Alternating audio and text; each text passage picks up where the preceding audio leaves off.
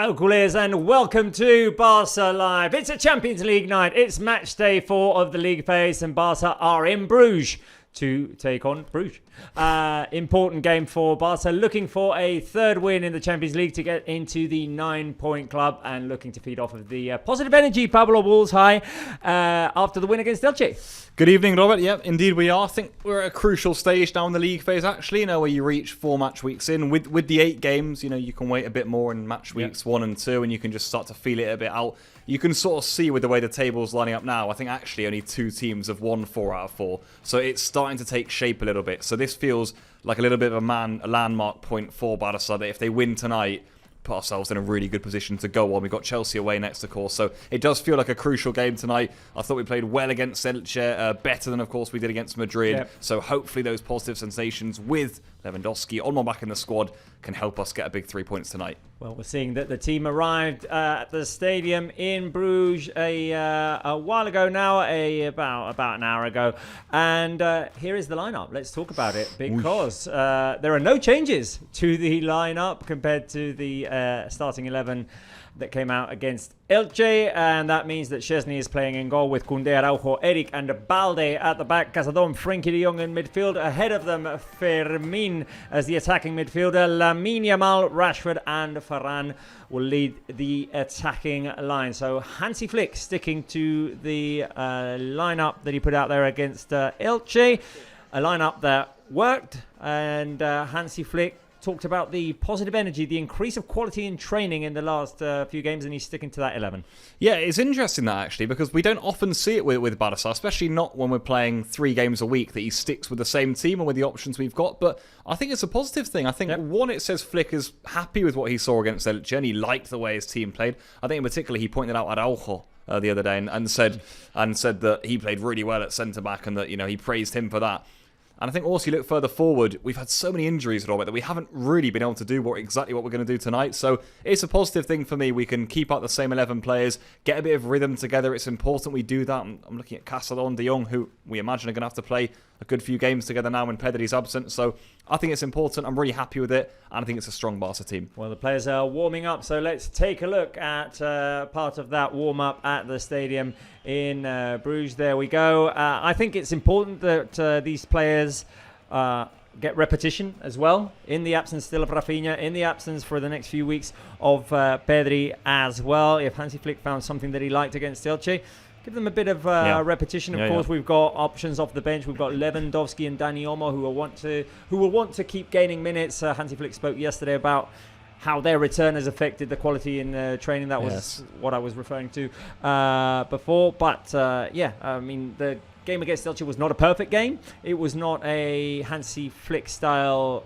game. It was not a game of control, but it was a game with some positive signs for Barca, and I like the energy especially in that game. And I think in an away game in the Champions League, energy is an important factor. Yeah, I think it's a crucial factor. We get the impression that Bruges themselves are going to want to have to play with a high intensity themselves, and they're going to try and come up at a stage of the game. We're going to have to try and bring that energy ourselves. So I think following on from that Elche game, where we showed a lot of that. I thought we were really fast. Like you said, it was more end-to-end than control, but we got what we needed. I think we read the game situation very well as well, and that's important too. And hopefully we can do a similar sort of thing tonight. We're unsure as to how Bruges might set up. They've played against different sides so far in the competition in terms of stature and level, so it's going to be really intriguing. Maybe the first 5-10 minutes, that'll tell us how Barca should maybe approach this one. But I think what I'm looking for, what we're all looking for, Robert, is that good, fast attacking football. Try and dominate the game and see if that, what is looking like a tasty front 3 to me with Fermin in behind them, can get some goals. Right, well, I have a question here for our viewers and for you, Pablo Wolves, of course, and we always ask this one.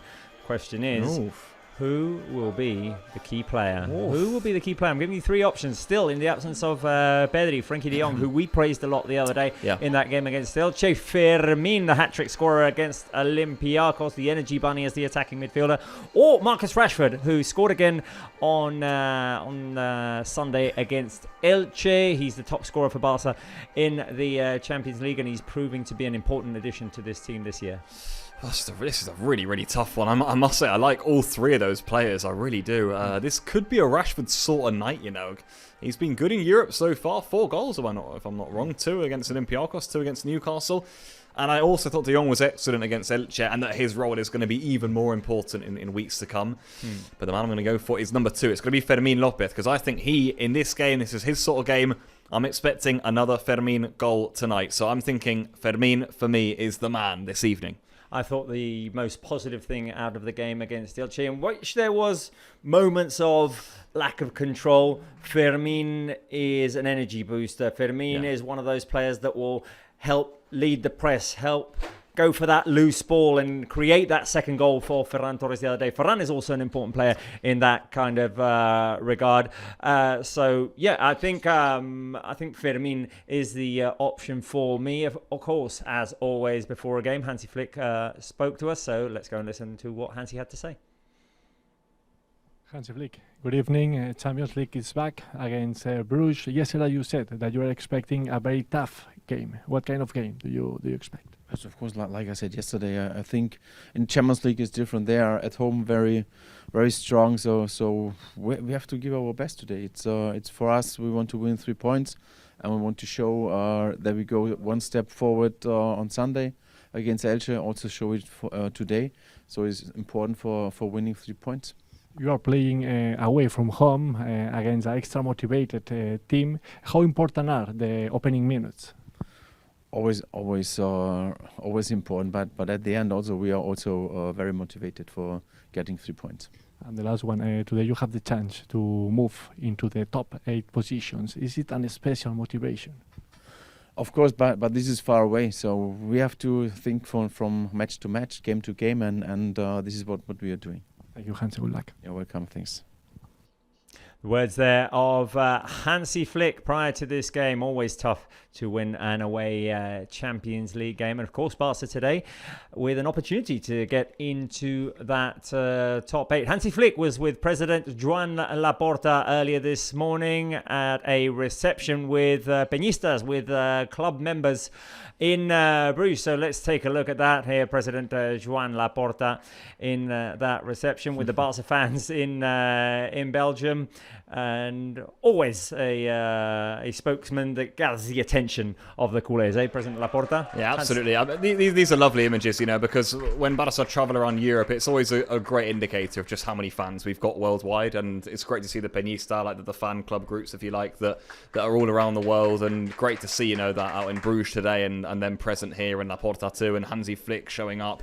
It's great and it's nice. It just gets a bit of the atmosphere going before the game. We expect a lot of the fans that are inside the stadium today will be members, from Belgium who are Barça fans who are living out there. They won't always be travelling from Catalonia and whatnot. So it's great to see and really nice images here too. Exactly. A great opportunity to get an autograph from the Barça coach, Hansi Flick. There was also a reception at Town Hall in Bruges, led by President Joan Laporta and members of the board of directors. So Barca very present in Bruges, and President Joan Laporta also spoke about several issues. He spoke about the return to Spotify Camp Nou on Friday, which we'll talk about later, but let's listen to what Joan Laporta had to say about this game tonight.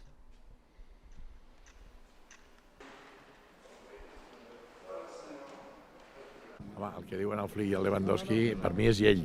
I aquí, si diuen que és un partit difícil, és perquè són conscients de que serà un partit difícil. És un bon equip que està en Champions, el Bruges, i que té una afició, es veu que tiba molt. I bé, segur que serà un partit bonic, i jo el que espero és que guanyem. 3 punts molt importants, perquè sabeu que tenim 6 punts, ens posaríem en 9 punts, això significaria que podríem ser en el grup dels que estan tercers, o vés a saber si avui guanya em sembla que és el City o el Dortmund, que aleshores sí que passarien al davant i seríem en el grup dels quarts, però vaja, és un partit molt important. A very important game, says President Joan Laporta, and we fully agree because we're 4 games in now with this one. We're going to Stamford Bridge next, which will be a tough outing for Barca, so no doubt we need the 3 points tonight. What we also need is to keep our club of members growing. YouTube Premium members, guys.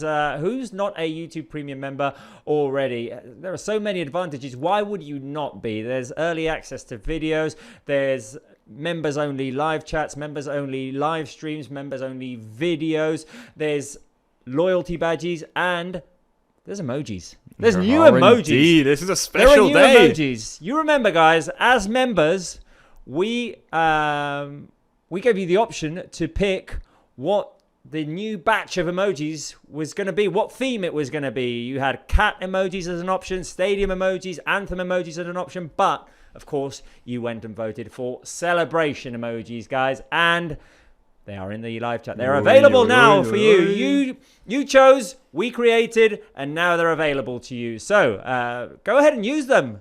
Give me a flooding of new celebration emojis, and I hope you use them during the game today. Of course, another of the advantages of being a YouTube Premium member is that every now and again you get to ask the questions to our players. Yesterday to Robert Lewandowski. Yeah, it's good fun, that. Yeah, I mean, before Champions League games, it's something we've been doing. You guys who are the YouTube members, you've been able to send in questions on a little post on FC Barcelona's YouTube channel. And hey, some of those questions have been selected, answered by, if I remember correctly, Christensen. Pedri's done it. Lewandowski yesterday. And was it Fermin? Fermin against Olympiacos. So hey, what's there not to like about that? I suppose you get a little bit of a personalised question. You get to see your name come up with the question too. Pretty cool. So get involved, people. And these emojis today, Robert, I need to see them in the chat. Yeah, we need to see them. Hopefully we get a lot of goals as well, Yes. so we get to celebrate a lot as well. Also, of course, we've got the live shows as well. We've done already with Rashford and Tech, with Sarah asking the players your questions. So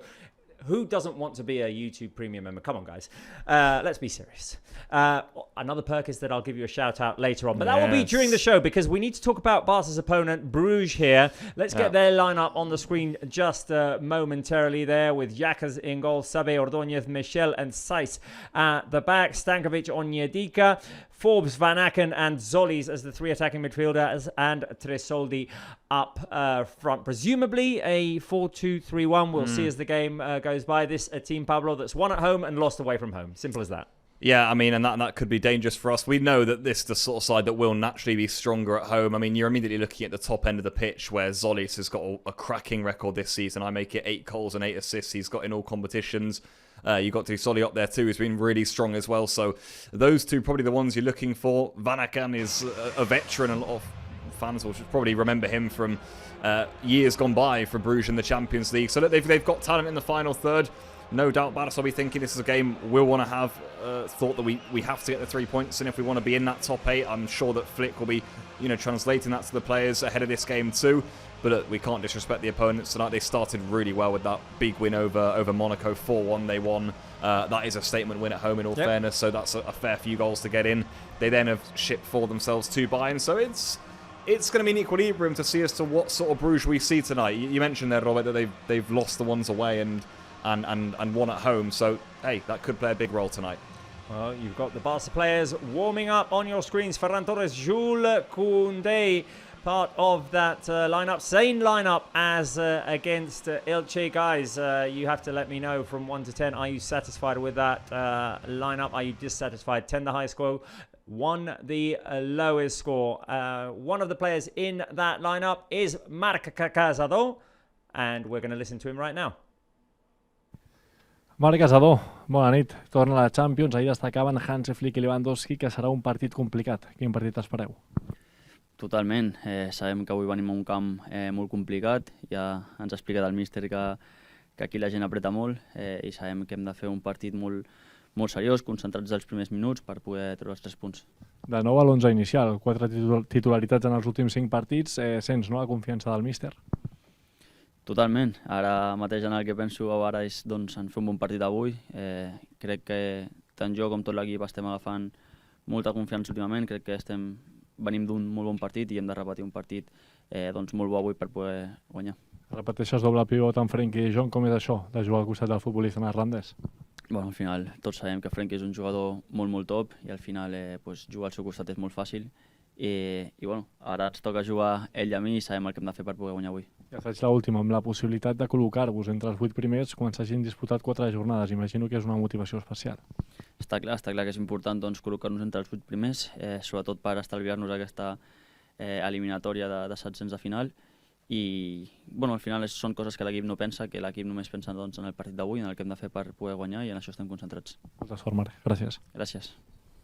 And Cazador saying that obviously it's important to be in the top 8 to try not to play that playoff round, that extra round, but that they're not focused on that right now. They're focused on the game tonight. Four starts for Cazador in the last 5 games. He says obviously he feels the confidence and the trust of the coaching staff, that he's gaining confidence, that the team is building that confidence as well as the games go by, trying to grow, trying to improve, trying to get to that level of last season. Of course, privileged to play next to Frenkie de Jong, and that they know that they're going to have to compete for the full 90 minutes in tonight's game against Bruges if they want to get the win out of it. Right, Pablo.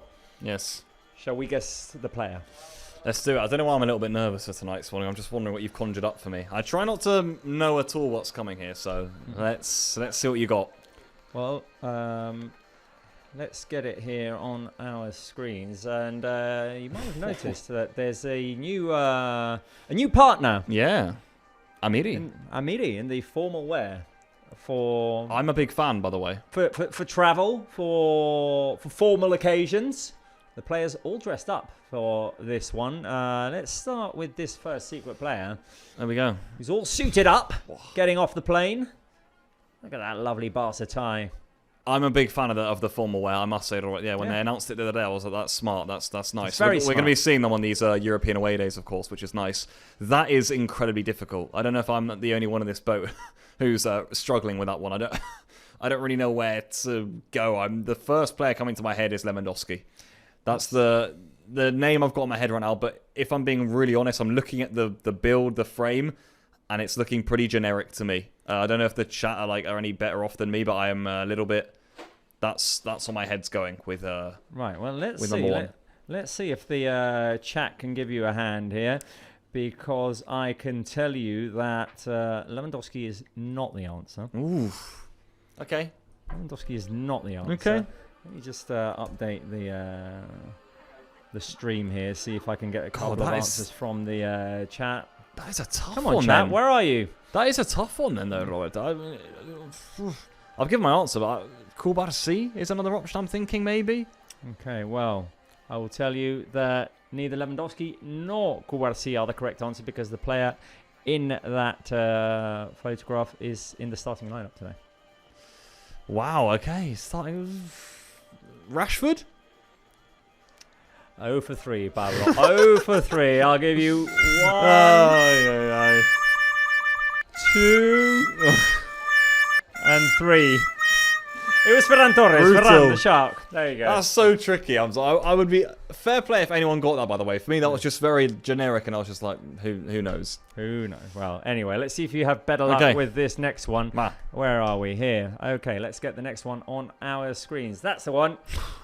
I'm really going to struggle. This one's on the plane. It's not Lamine Yamal because he's in the background there. Yeah, very good, yeah. Oh, this is so tricky, eh? This is so tricky. By the way, George Sabijaude had it correct. He said Ferran, and Alia had it correct, saying Ferran. Wow, are you mad? Yep. Were there at least a few wrong answers? A few. There was an Eric Garcia. There was a Cazador in there. Okay. Yeah. Jordi Petit said Eric Garcia. Hey, Jordi Petitinho, eh? Jordi Petitinho. and you were wrong, my friend. You were wrong. I'm also going to go Kubarsi here, I think, Robert. You're going to go Kubarsi? Yeah. I'm going to tell you that FCB De Money has it correct on the live chat. I think I see it. And Detrox has it correct as well. Detrox 613. Pablito, you're not on your game today. Is it Valde? Yeah. It's Alejandro Balde. Damn, man. He's not on his game today. Guess the players are killing me, guys. They're killing me. Mm-hmm. You guys are better. You're better than George had it right. Matt Lundvis had it right. Okay, final one. Let's see. Come on, redemption. Okay, I think this one's the easiest one. Nah. I think this player is going to be a fan of this new style. I saw him wearing the big coat the other day. Yeah. He's put it on. Yeah, you're absolutely right. Thank you for putting this one at the end, by the way, because I needed this after my display, so this is vital from you. That's none other than Jules Koundé. That is none other than Jules Koundé. By the way, Alia also got Balde before. She said, you forgot me, and I'm seeing it right now, just above. Yeah, Pablo, that one I think is obvious. That is... Jules Jules Koundé. There One, you a go. bit of redemption. That was tough though. That was really tough. I don't know how everyone else found that. I found that one difficult. It was, yeah. Obviously, they're not in their usual kits. They're not in training. I couldn't see much of their build or anything either. I was like, ugh. Anyway. Yeah, fantastic suits though. Fantastic suits. Let's see if we can get some for Barca Live. We should do a formal Barca Live one day. I would love some of that Amiri fit. I would gladly. Amiri, take care of us. We'll take care of you.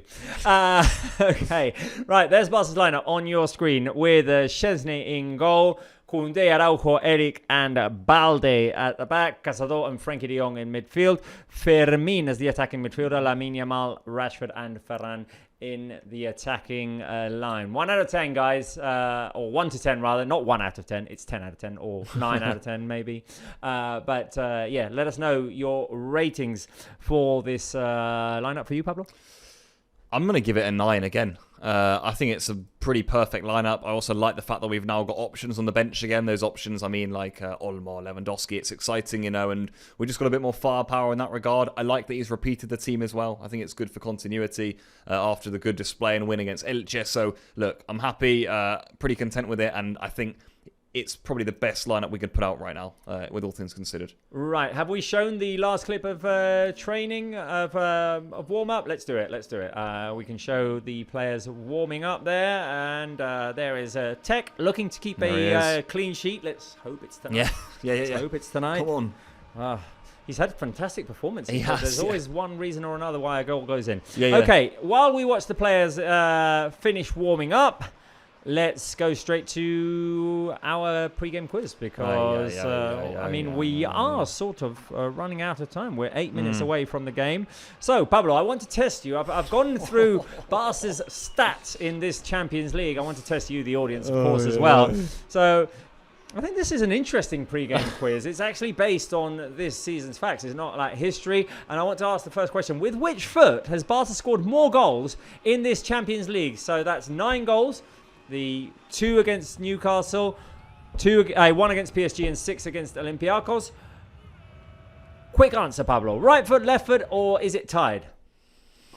I'm trying to count them up in my head. We got a header Rashford, right foot Ferran, and then we've got the 6, which I almost don't want to do because for the program it would be too chaotic. And I'm trying to think who else scored in that Olympiacos game. Lamine did. Ooh, I'm gonna go left foot. You go left foot. It could be tied. 3, 2, 1. Oh, are you kidding me? It's tied because Fermin had a hat-trick of left footers. Yeah. Lamine penalty, left Lamine foot. penalty, but then you've got Rashford, left foot, Newcastle. Rashford, left foot, both for Olympiacos, and Ferran, right. Right foot, yeah. Rashford is all with right foot. He's got 3 and the header.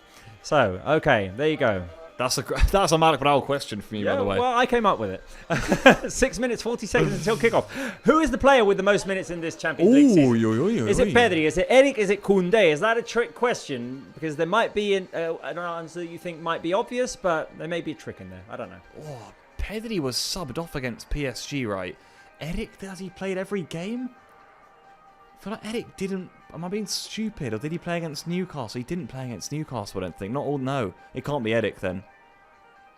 I'm gonna go for. I'm gonna go for Koundé, Robert. I think. Pablo, you're not on your game. Oh today. my god!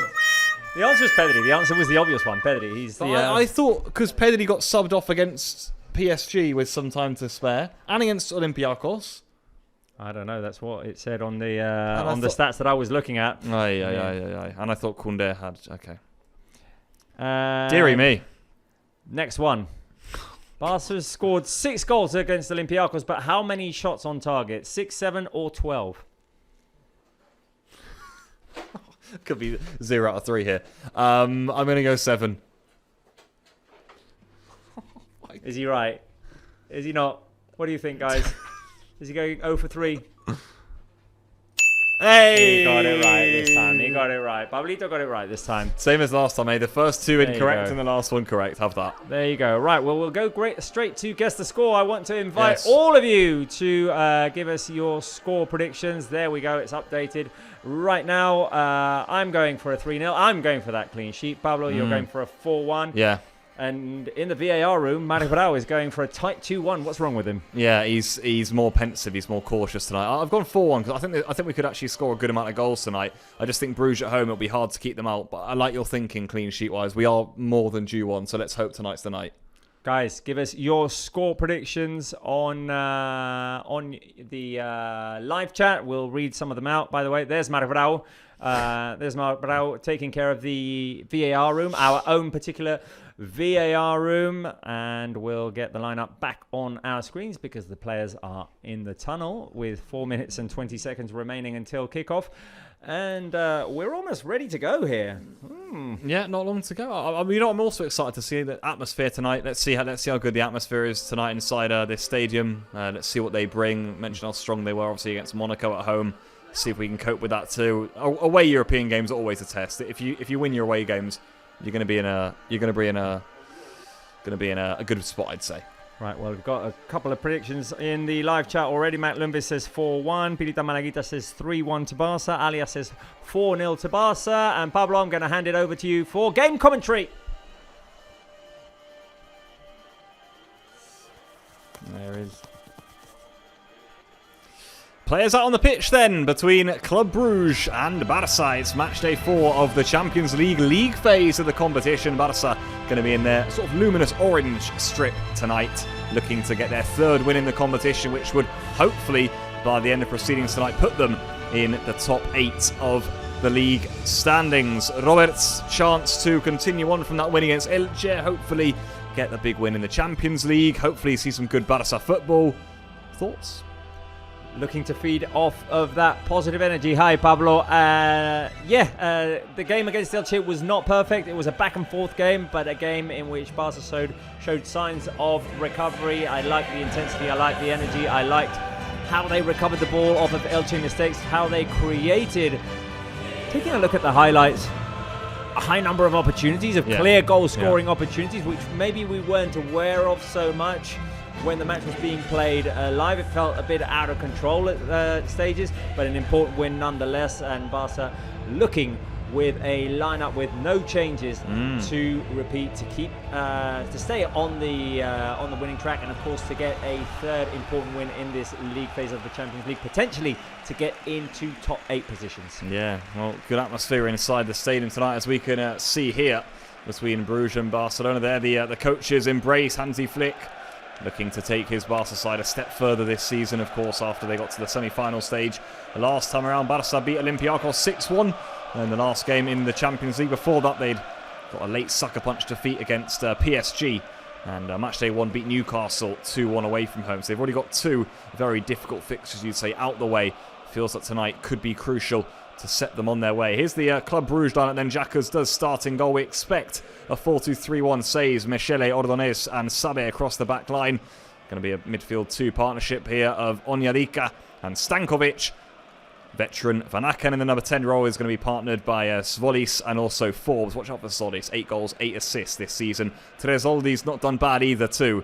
He goes with the German national team despite being born in Italy. Nicky Hayen is the coach, came in the 23-24 season as the caretaker manager. He's stayed ever since. There is Araujo and Van Aken, 2 pretty tall players actually there, exchanging over pleasantries. Referee is Anthony Taylor from England, and the VAR room, he's got Stuart Atwell in support. Barca there in there, like I said, quite luminous sort of orange strip. I don't know if you'd call it that, but Araujo with the armband on for tonight's game. Plenty of Barca fans in attendance too, who'll be making their voices heard for this one. And here is how Barca line up, as you just said, Robert, unchanged from the victory over Elche. Chesney starts in goal. Balde Eric, Araujo keeps his spot, and Koundé at the back. De Jong is next to Castellon midfield with Pedri's injury. There's still space for Fermin, Rashford, and of course Lamine Yamal in attack. They're all behind. Ferran Torres, Lewandowski, Olmo are on the bench. I say it's a strong Barca team. It's a strong Barca team. It's one of the first times, I'm not sure if it's the first or one of the first times that Barca has repeated a starting lineup from one game into the other. I like that Hansi Flick is giving these players who came out and produced the win against Elche a chance to repeat, a chance to gain some playing time together in the absence of Pedri, in the absence of Rafinha, with Lewandowski and Dani Olmo still coming back. All of them important players. the players who are available right now, the players who are fit right now, get a chance to gain minutes together, and I think that's very important. I thought it was very important against Chelsea as well, that in an attacking line with Ferran Torres, with Marcus Rashford and with Lamine Yamal, all three of them got on the score sheet. Confidence for them. Absolutely. Well, here we are then, underway at the Jan Breidel Stadium here in Belgium. Whistles from the Bruges supporters. Barca play it long, and it will go out for the first throw-in of the game. Yeah, I think you're right. The confidence for the front three would have been crucial with getting their goals. So nice to see Rashford. His numbers have been good so far this season. Ferran back amongst the goals too. It felt like a more sort of Lamine Yamal performance, that one too, as he sort of recovers from that slight little groin issue he had. So lots of positives to take. I think you're also right in saying it wasn't a perfect Barca display, that we're still not quite maybe at the level that we would like to push into the latter stage of the season. But I think right now, with the absences we've had, it's important to keep ticking away, keep winning points. And I'll tell you what, if Barca do get all 3 points tonight, they will put themselves in a really good spot in the league phase, with big clubs starting to drop points as the weeks go on. And of course, big clubs will play against each other, as we have had to do against PSG, Newcastle, etc. And of course, Chelsea still to come. So Barca know they need to get the job done tonight against the Bruges side, who, as we mentioned earlier, beats Monaco 4-1 at home and then lost away to Atalanta 2-1. And indeed, they got hammered by Bayern 4-0. That's a nice ball over the top by De Jong into Balde, but he can't control it. Just gets out of play. Well, a couple of things, Pablo. As always, we have a poll live on our live chat. Who will be the first goal scorer of the match? Who will score the first goal of the match? Will it be Lamine Yamal? Will it be Ferran Torres? Will it be Rashford? And I felt it was going to be unfair to leave Fermin out, so we've included him as an option as well. So, guys, go ahead and vote on the live chat. Well, watch out here, because Bruge are coming forward. It is Solis, and he gets his shot away, but it's straight down the throat of Szczesny. Very much the one to watch, you'd say. Wonderful return already so far this season for Solis. 8 goals, 8 assists, as mentioned. Options we got for first scorer, Robert, you're saying the front three and Fermin, yeah? Exactly. Lamine Yamal, Ferran Torres, Marcus Rashford and Fermin. I'm going to hold on here to give my vote. I'm going to, because we've already got more than 1,000 votes in. Okay. I want to see what the fans are thinking here. Okay. Because there's some interesting options here. Let's see if they are... now that Marcus Rashford is our top scorer in the Champions League with 4 goals, they're leaning that way, or with the Lamine Yamal goal the other day against Elche. Maybe that's the most preferred option. He tends to be the most preferred option. He does. I was going to say that there's also a high chance we do still see Lamine as the resounding choice either way. We'll have to wait and see in a moment what the fans put in. Get the answers in there, people. Get them in there.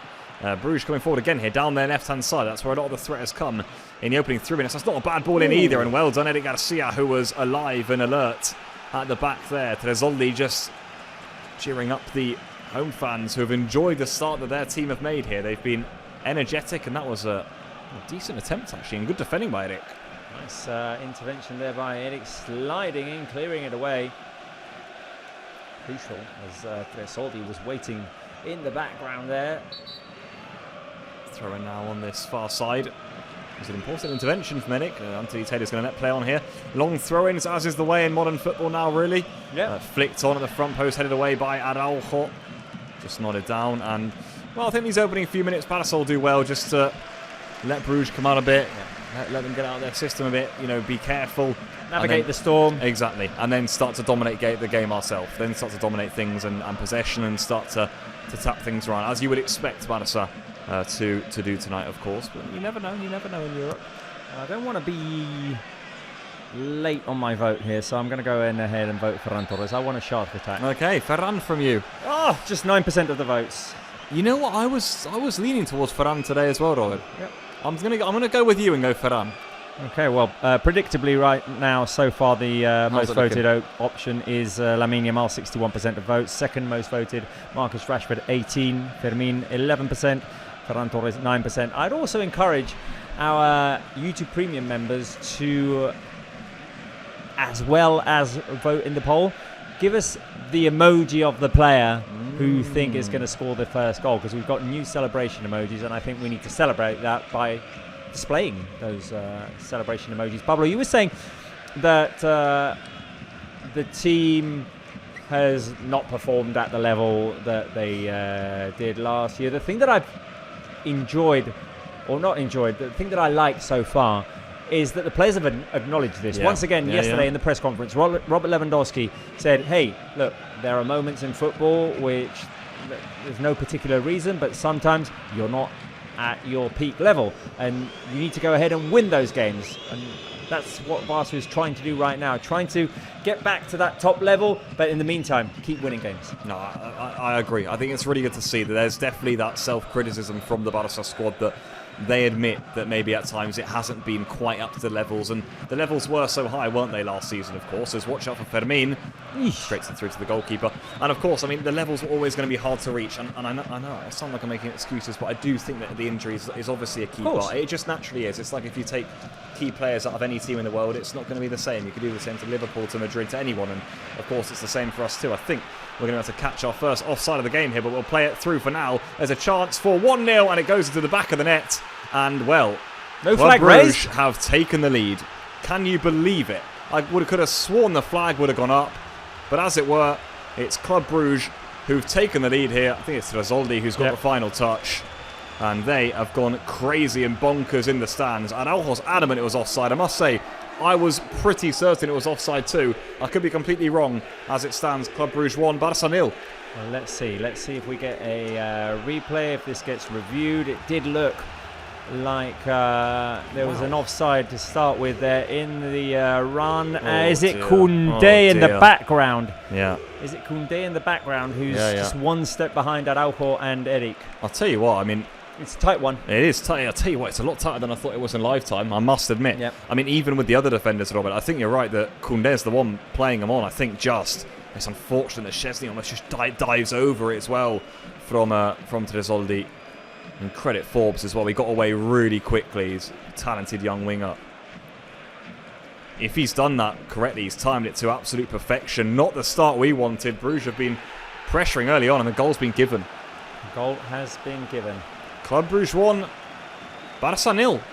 Well, that feels pretty much out of nowhere and like a bit of a slap in the face to start this one, doesn't it? Forbes with the assist, Tresoldi with the finish, and just like they broke the Barça line. There you go.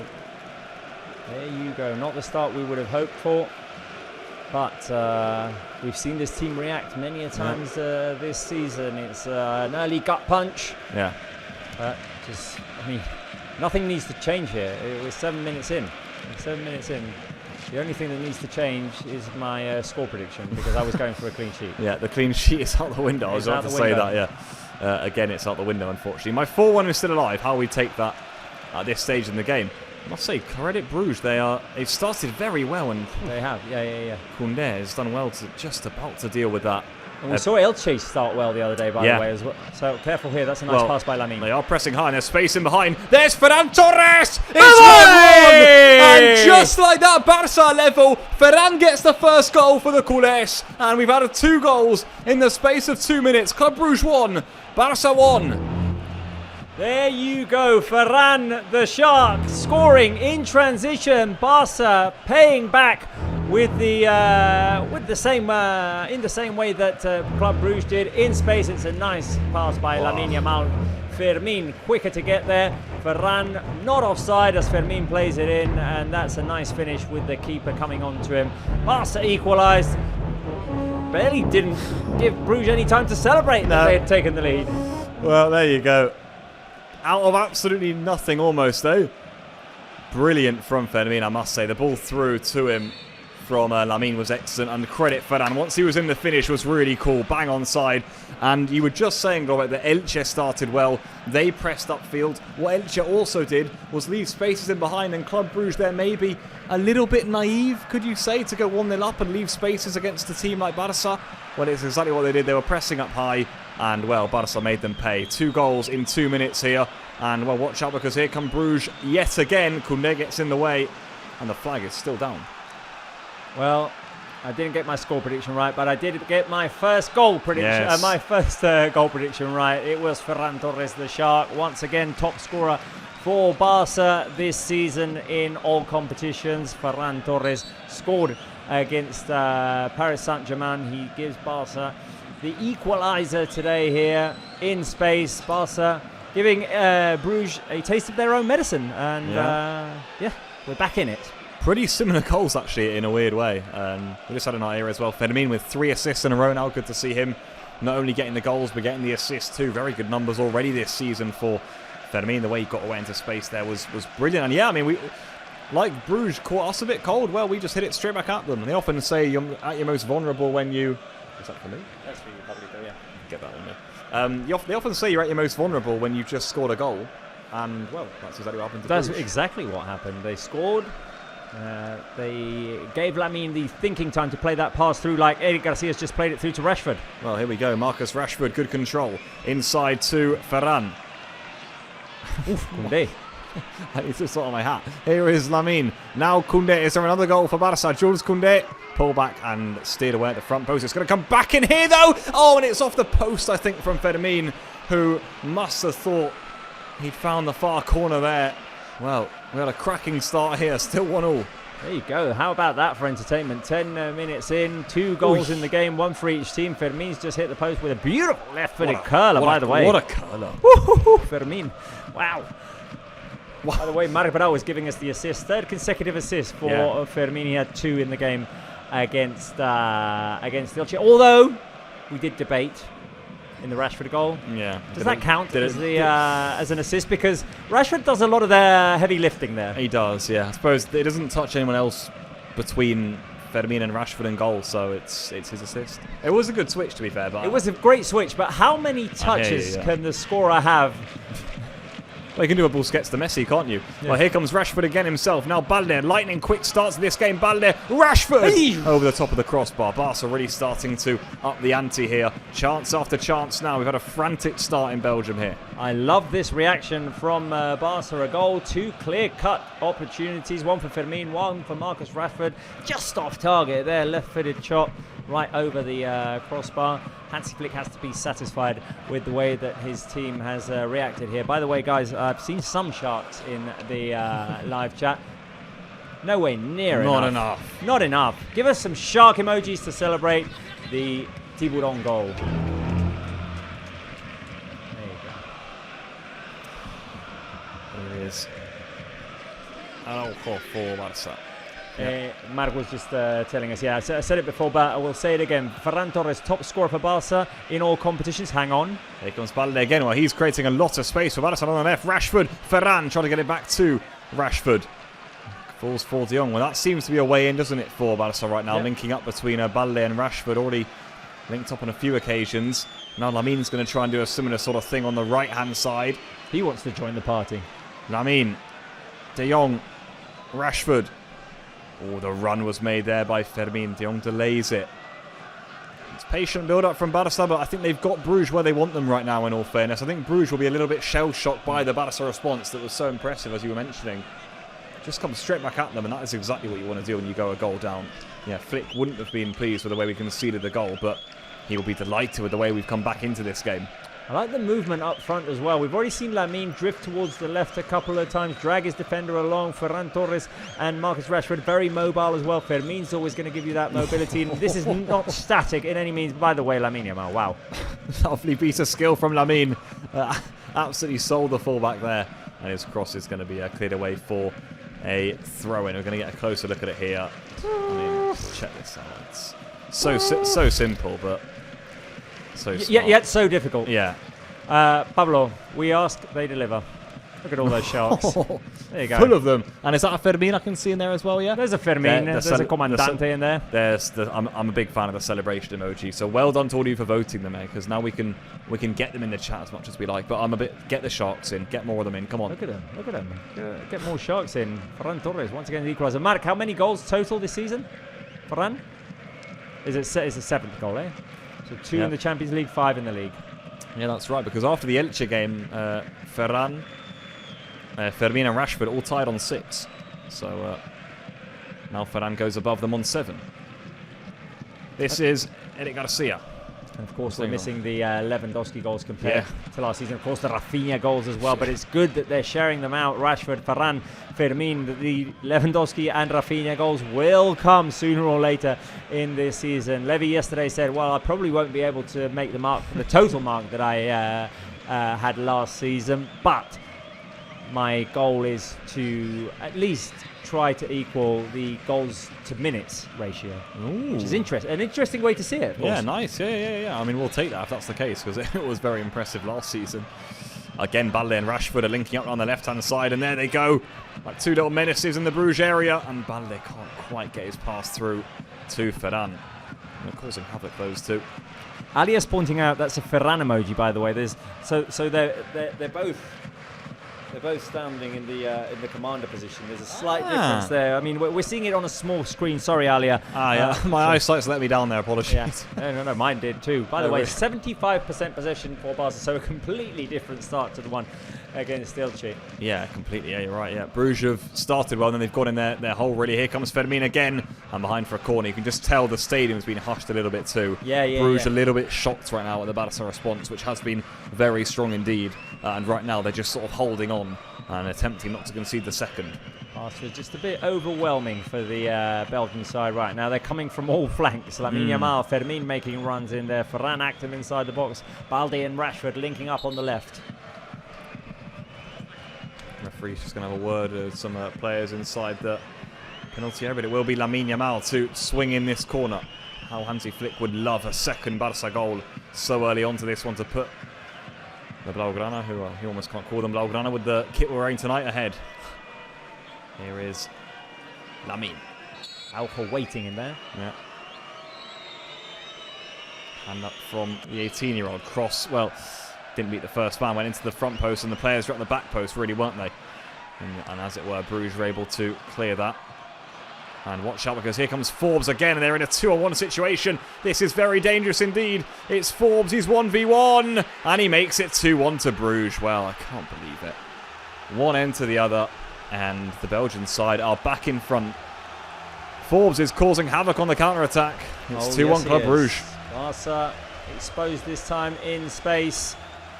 The speed of Forbes, once again a menace for the Blaugranas. Coming off of a corner kick, Bruges, in a couple of touches, managed to get from one end to the other, take the lead again in a game that was being absolutely dominated by Barca. But we get penalised there in that defensive transition. They did very well to find the free man in Forbes there, and nothing that Tech can do. I'll tell you what, Robert, I said the first goal we conceded would have upset Hansi Flick. I think I'll be fuming about the second. From your own corner, it wasn't a great corner. We gave it away cheaply. And I agree, credit Bruges. They played it really well, really smoothly. The 1-2 was excellent. And the finish was, well, to match that excellence really from Forbes, who always wanted it on his left foot. And he made no mistake there, and almost dinking it over Szczesny into the far corner. And, well, we've had a pretty crazy start to this game. Bizarrely, Bruges are 2-1 up. Barca went 1-0 down early, came back immediately, and we looked like we were inches away from going 2-1 up ourselves. But bang from a corner, it's Bruges who have retaken the lead here. Carlos Forbes. I say keep going the way we have. By the way, I didn't show a question that I had for pre-game before, but we just ran out of time. But I think I'd like to know what the fans think. Think of this as a pre-game question, but also a question for now. So I was going to ask, what will the key of the game be? More control than against Elche. Option 2, direct football like versus Elche. Option 3, don't care about how, just go and win, which is the cheap option. But I'd say option 3 is looking appetising right now. Yeah.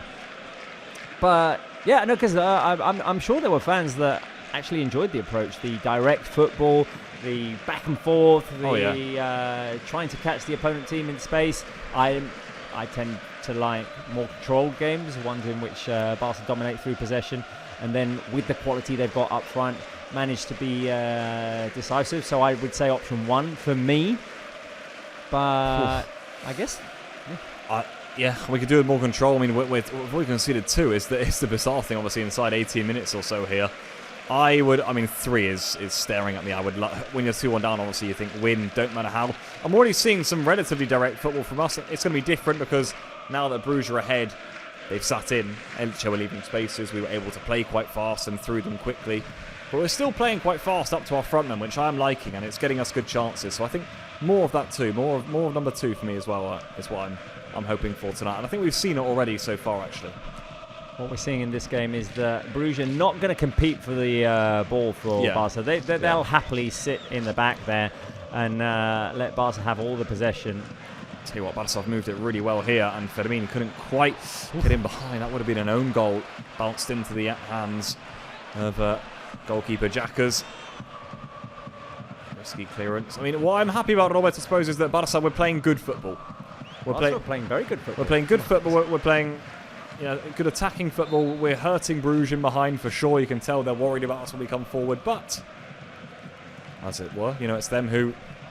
They'll also be saying, hey, come forward all you like. We know we've got the pace to get you on the counter-attack. Barca have already created 3 good goal-scoring opportunities in the goal, of course. Then the Fermin shot that hit the post, the Rashford one that went over the crossbar by just a smidgen. So the opportunities have been there. There have been good link-ups. There's been good passing. Good connections. I like the energy. I like the way this is going. The only thing is, twice we've been exposed at the back and twice we've conceded. So that needs to be corrected. Obviously, Flick's not going to be happy that one came off of a corner kick in favour of us. No, 100%. I don't think he'll be happy with either goal. I agree. The second one he'll be more upset about because, we had the chance ourselves. And actually that corner felt like it was at a time in the game where we were really building. We were. We were really pinning Bruges in. It felt almost like a matter of time. I know that sounds odd to say with only 15 minutes or so, whatever it was. But it really was that sort of scenario where it was like, right, Barca, they're going to make it 2 on themselves in a few moments. And bang, Bruges down the other end hit us hard. And I think with the way we've been defensively as well, we mentioned the lack of clean sheets. That'll frustrate Flick as well to concede so early on. I had just said the word overwhelming when Barca were about to take that corner kick. Yeah. Oh, there you go. Yeah, and Bruges shut us up down the other end, didn't they? Yes, they did. Indeed they did. But, guys, we, as always, stay loyal to our team, and I'm going to ask you to give me some blue and red hearts. Hey. Get him in there. Chat. Come on, live chat. Step up. We're asking the team to step up. You step up too. Give me some blue and red hearts on that live Come on, chat. people. Your support, your love for Barca. Come on. So they're trying to get Barca away here. It slips back to Bruges' favour. Here comes Solis again. Peeled away wide left for Bruges. And they really break well, I must say. Here's Vanaken, veteran. Steers it wide. Saves. And patient again from Bruges, who they'll be pretty happy with where they are right now, I'd say. And they've got their 2 goals. They'll feel that they've got Barca where they want them, certainly in terms of getting away on the counter-attack. You can see Forbes is just waiting on the last man to get in behind. He's linking up really well. Carlos Forbes, a former City Academy player, very gifted. And that's good defending by Eric Garcia, who comes out to see out the danger. I think, again, Flick, he's been trying to test different centre-back partnerships, hasn't he? And he obviously felt that against Elche, Eric and Araujo worked pretty well. We've seen Araujo, Kubarsi, we've seen Kubarsi, Eric. Christensen has been in trouble with a few injuries this season. Haven't been able to see him too much paired with the centre-backs. Watch out here because a flick on there nearly caused issues. He spoke about it yesterday, Hansi, in the press conference, said that after the international break, they'd found something in Kubarsi and Eric that they'd liked. Careful here with Ferran Torres, who gets dispossessed. And that's why they went with that partnership a lot. But he also said Ronald played very well against Elche, so maybe he was giving us a clue as to what was going to happen today. As well, careful here because there's space again. And there is indeed, and it's again Forbes who is just wreaking havoc in the Barca back line. This time his pass is intercepted, and Barca can clear away. Lamine contested to the ball. He's going to play on here though. Lamine Yamal. Is there a player down? Is that what we're whistling? No, play on yet. Everything okay. Here's Lamine. Look at the run Rashford's making. Lamine elects not to find him. Tresoldi was just a little bit hurt. Now De Jong. 24 minutes played. First off, it's racing by. It is. A lot has happened. Yeah, it's been constant, really. End-to-end stuff. And I'd say 95% of what I've seen from Barca, I've really enjoyed. Barca have played attacking football, have made good use of possession today. We've talked about in past games possessions leading to chances, and in some games Barca haven't been able to make that happen. They've had a high percentage of possession, but not being able to translate it into opportunities. That's not been the case today. Today has happened. Careful here, Rashford. Well, Rashford is going to strike from distance, and well, we know he can strike from distance, as he showed against Newcastle, of course. He's got an absolute cracker on the weekend too, did Marcus Rashford, in that 3-1 win over Elche, the third and definitive goal for Barca.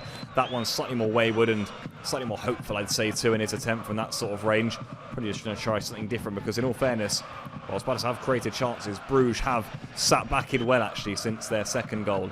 And they're starting to put up a good little barricade for Barca to try and have to break down. Here's Koundé.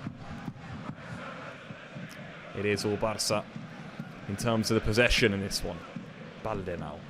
Now we need that spark that we had in that initial reaction after conceding the first goal. Maybe here in space. That's a super ball by Eric to Rashford. It's not a bad ball across the face of goal either. And he was just waiting for Ferran Torres to get on the end of it. It wasn't quite on the mark, the Barca number 7. It's one of those, isn't it, where it's do you gamble as a striker? He didn't. Play on here, ball still in play. Eric will do very well to get here ahead of Forbes, and he does well. It's a challenging game, this one, for Eric Garcia and Alejandro Balde down that left-hand side of the defence for Barca, with Forbes always looming there. We've seen his speed, we've seen him assist, we've seen him score.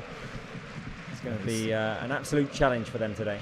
Well, stats-wise, Solis was the man picked out as the danger man already by most papers, but, well, Forbes is the one who's really stealing the limelight so far. This is Lamine Yamal now for Barcelona. Speaking about stealing the limelight, here comes Koundé. Oh, he's at the crossbar. Koundé's just rattled one off the woodwork, and Barca very nearly level. You would have expected him to set up the players waiting on the edge of the box. Yeah. You had Lamine Yamal there waiting for the return. Oof. You had Rashford and Fermin close to the penalty spot.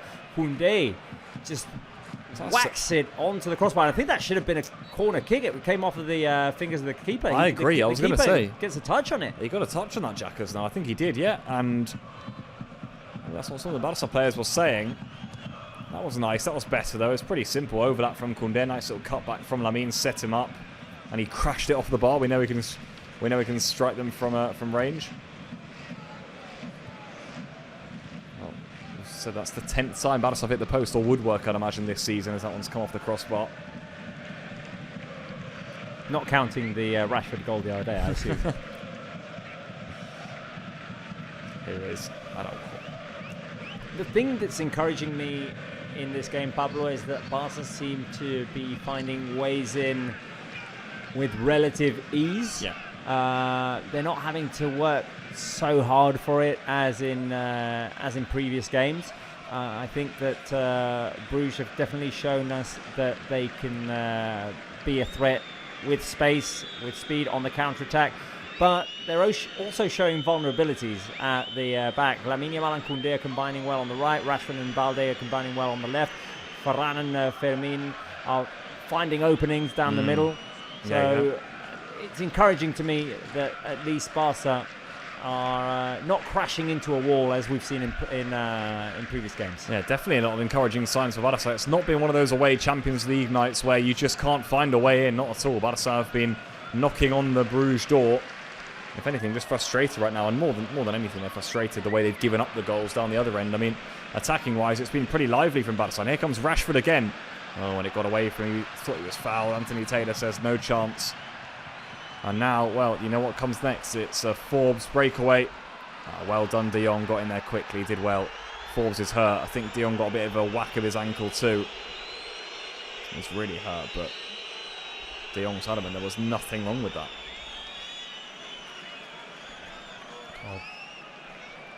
Right now, player's been halted. He just got hurt here, Forbes, there. He gets the ball, De Jong, doesn't he? De Jong gets the ball, and it's as Forbes plants his foot, it sort of twists as well with the inertia of De Jong coming on as well. I don't think there's a foul there. No. It's De Jong running onto the planted foot. I'd agree. There's nothing wrong with that. Maybe this replay here will tell us if there's a touch on that, surely. No? There's a clear touch on that. Touch on that from Xhaka's super save. That may well have been heading in from Koundé as it crashed off the crossbar. Bit of a worry here for Bruges. Forbes is still down. He's slowly and gingerly getting back to his feet. That would be a massive, massive loss, it's fair to say. And Barca fans will maybe be licking their lips if that is the case. You never want to see a player go off injured, but he has been excellent so far. Forbes, the real thorn in Barca's left-hand side, as it were. Play is back underway with 30 minutes on the clock here. Bruges 2, Barca 1. Lots to talk about in the opening half an hour. Plenty of chances. Bruges only had 2, they've scored both.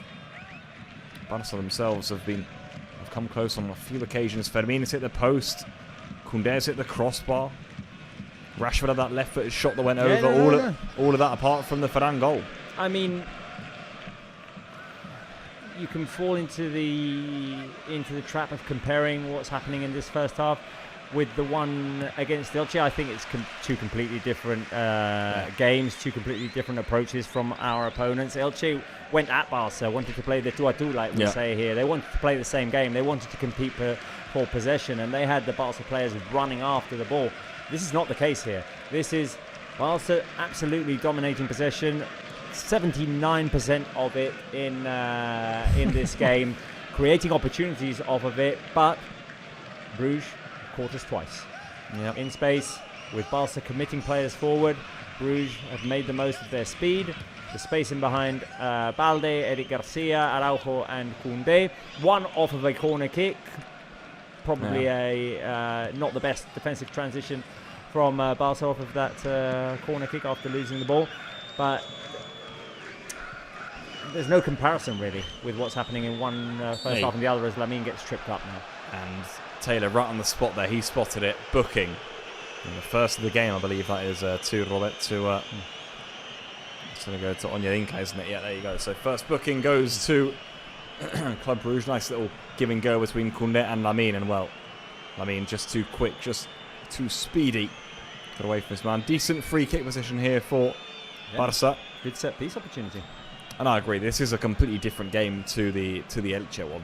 Also, credit Bruges because they are being far more efficient in their attacking than Elche were, who were who were either missing chances or not even getting to the chances, especially in the first half. So there you go.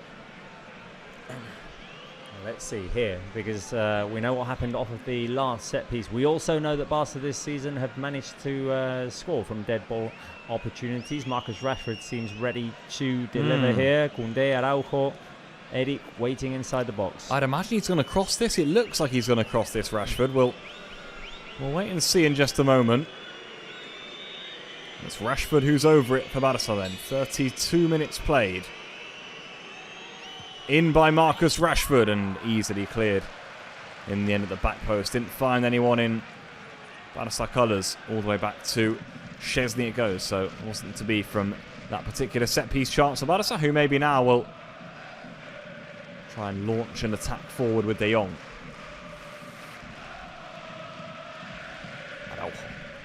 Back to Szczesny again. Well, Bruges quite happy to have none of the ball. Mentioned there, 19% possession. There you go. Bruges have got remarkable, really. They are happy to have essentially none of it and just hit Barca where it hurts on the breakaway. Nice turn that from Fermin. He's played in Lamine Yamal here, who is going to decide to dance to everyone himself. Still, Lamine Yamal. This is a brilliant run from the Barca's number 10. Now Rashford! And his ball to the back post. Not quite accurate enough, too close to the goalkeeper. Easy for Jackers to come and claim. Oh, watch out here. Here comes Van Aken. Bruges straight down the other end. This is what they've been doing all night long. Now Solis. Front four linking up here. Solis. Easy for Szczesny. Well blocked by Tech that time. A soft shot by Solis, but once again, Barca transitioned well defensively this time, but Bruges showing that they are going to commit numbers to those counterattacks. It was a 4-on-4, I believe. Yeah. And Barca can't let their guard down. It's going at lightning speed, this. It is, from one end to the other. Come on, Castelo. See more of Castellon de Jong just taking control without possession and getting the ball off of the Bruges attackers when they break forward. That's good tracking from Lamine. It was a good chance, wasn't it, when it fell to Rashford on that far side, and you're almost looking for him to pull it back more than he did. As he did, his angle was too straight for the keeper, really. Easily gobbled it up. The question is now 2-1 down. Obviously, we're going to look for the equaliser. We're going to look to get ahead as well. How do you balance that with not getting caught defensively? Yeah. Obviously, the approach needs to be patience. 10 minutes left in the first half. There's like an entire second half to go. We've had the opportunities. We're going to create more opportunities if we continue to play this way. But we need to be fully aware. Maybe something needs to be corrected in terms of how we're pressing after losing the ball, or how many players stay behind. I'm not sure what that is. I'm sure that Hansi Flick will touch a couple of things at half-time and correct that. But for me, don't change what we're doing. Again, lovely build-up down Barca's left-hand side. It's going to find Alejandro Valde. And cuts back inside, he's dispossessed. Yeah, I'd agree. There's no need to panic here. There's no need to rush. There's plenty of time to be patient. I agree. I think Barca are going to get more chances as the game goes on, as the second half goes on, certainly too.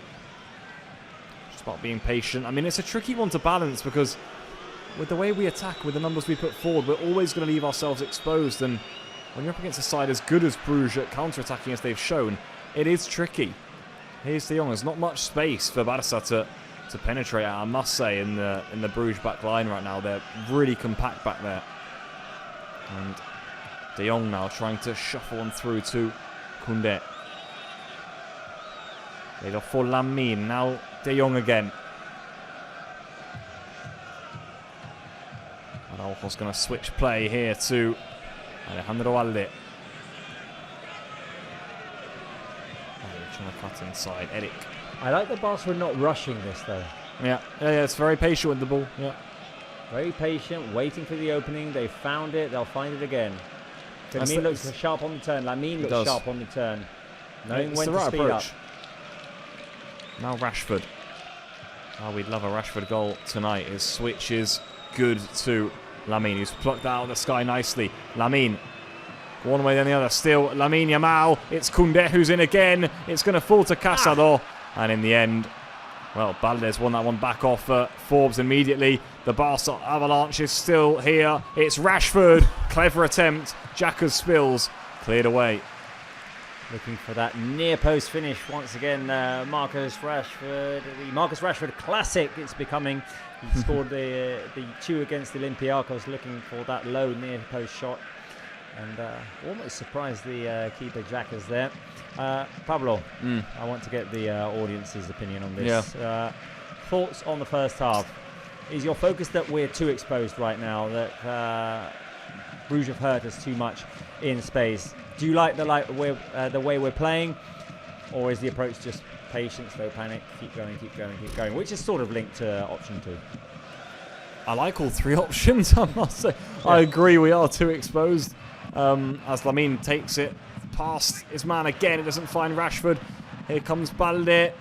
Back to Casado. I agree we're too exposed. I think that needs to change, but at the same time I like the way we're playing. We're being patient, but we're also creating really good chances. So I would say 2. I like the way we're playing. I'm happy with the way we're playing. I think this way we're going to get more chances as the game goes on. Like I said just now, just touching on it, it's difficult to change what's going on back there because, well, that's the way we play. We leave ourselves exposed. I've been trying to get behind that. That's exactly it, Pablo. I was reminded of this yesterday, I believe it was. Yeah. Last season, we all praised how Barca were playing. In each and every game almost of last season, we had an opponent either fall into the offside trap or create an opportunity that didn't go in. Right now, what's happening? Those opportunities are going in. Are there things to be corrected? Yes, of course. But I would 100% much rather see Barca play this way and leave themselves exposed every now and again in a game, but play a proactive kind of football, an attacking style of football, than see Barca just be more controlled, more moderate, be more stagnant maybe, which we're not seeing today. Today is not a stagnant performance for Barca. It's not predictable passing. We're seeing movement. We're seeing risky passing that's sort of going well. We're seeing sharpness, electricity. There'll be more opportunities. I'm not changing everything here. Just fine tune a couple of things maybe in those transitions, but that's it. Try and find a way to deal with Forbes maybe would be a good place to start for Barca, because he is wreaking havoc down the right-hand side, it's fair to say. What are those fans saying? Eddie Garcia just penalised that. I'm not sure there was too much in it, if I'm being truthful, but Anthony Taylor clearly thought there was. There was a pullback there maybe from Eric on the shirt. He flicks. Look at Forbes. And again, they break away so sharply. Good from Castle, defending well. That's what we like to see. Now back to Araujo. Come on, Barca. How a goal before half-time would be an absolute treat for us here. 2-2 before half-time would be absolutely amazing. Yeah. Where do I sign? Maclambis says patience. It's Moza says patience as well. Don't panic. I've seen a couple of comments from Ademi Posey, and of course freedom of speech, of course, in the live chat. I would just say let's all be respectful and not forget where Hansi Flick took us to last season, and consider that we're not doing too badly this season either. Yes, the high line is risky. We all praised it last season. It's not fair to, when by a fingertip the offside trap works well, we're all celebrating how coordinated the Barca defence is, and then when by a toenail it doesn't work, then think that it's all daft and silly. We can't fall into that. Can't play like that. No. Nice give and go here, and Fermin comes on the end of the cross. He just gets it over the top of the crossbar on that left-footed effort. Again, it was Balde and Rashford linking up well.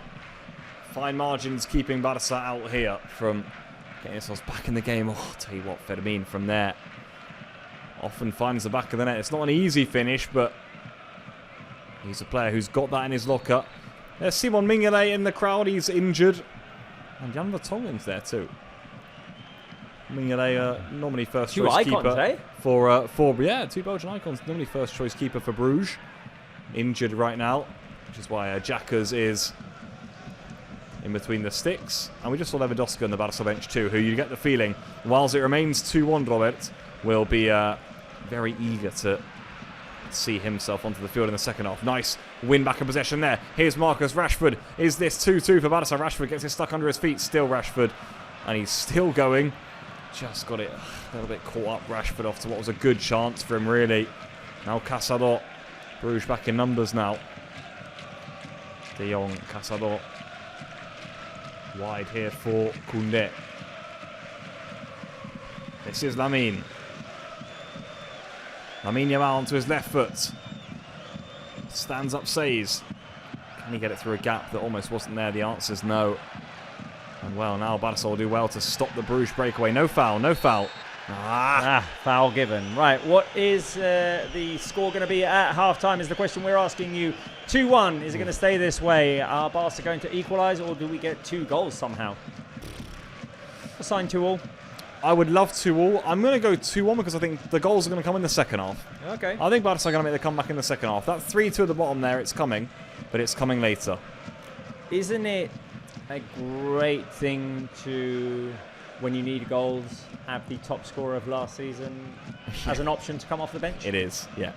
And with Olmo to come on behind him too, you know, a player who can unlock a defence and a player who very rarely misses. It's a good combination to have, it really is. I mean, Flick will already be thinking that. He'll be thinking, hey, I've got Lewandowski waiting for me. And I don't think he'll call on at half-time because I think we've been playing well. And our front three's been doing well. And Ferran has scored, of course, and whatnot. But I think he'll be thinking about it. Watch out here with Lamine. Super ball through to Ferran. Maybe there is a Barca second. It's Ferran Torres! And it's gone wide. I could have sworn it was going to fall on the back of the net. Ferran Torres, golden chance. Barca's best since their goal. And it goes wide of the post. Well, that was 2-2 before half-time, wasn't it? Just there. That was it. Lamine Yamal once again with the through ball to Ferran Torres, who takes a touch to his right, tries to dink it over the keeper, and is just off by a very little margin there.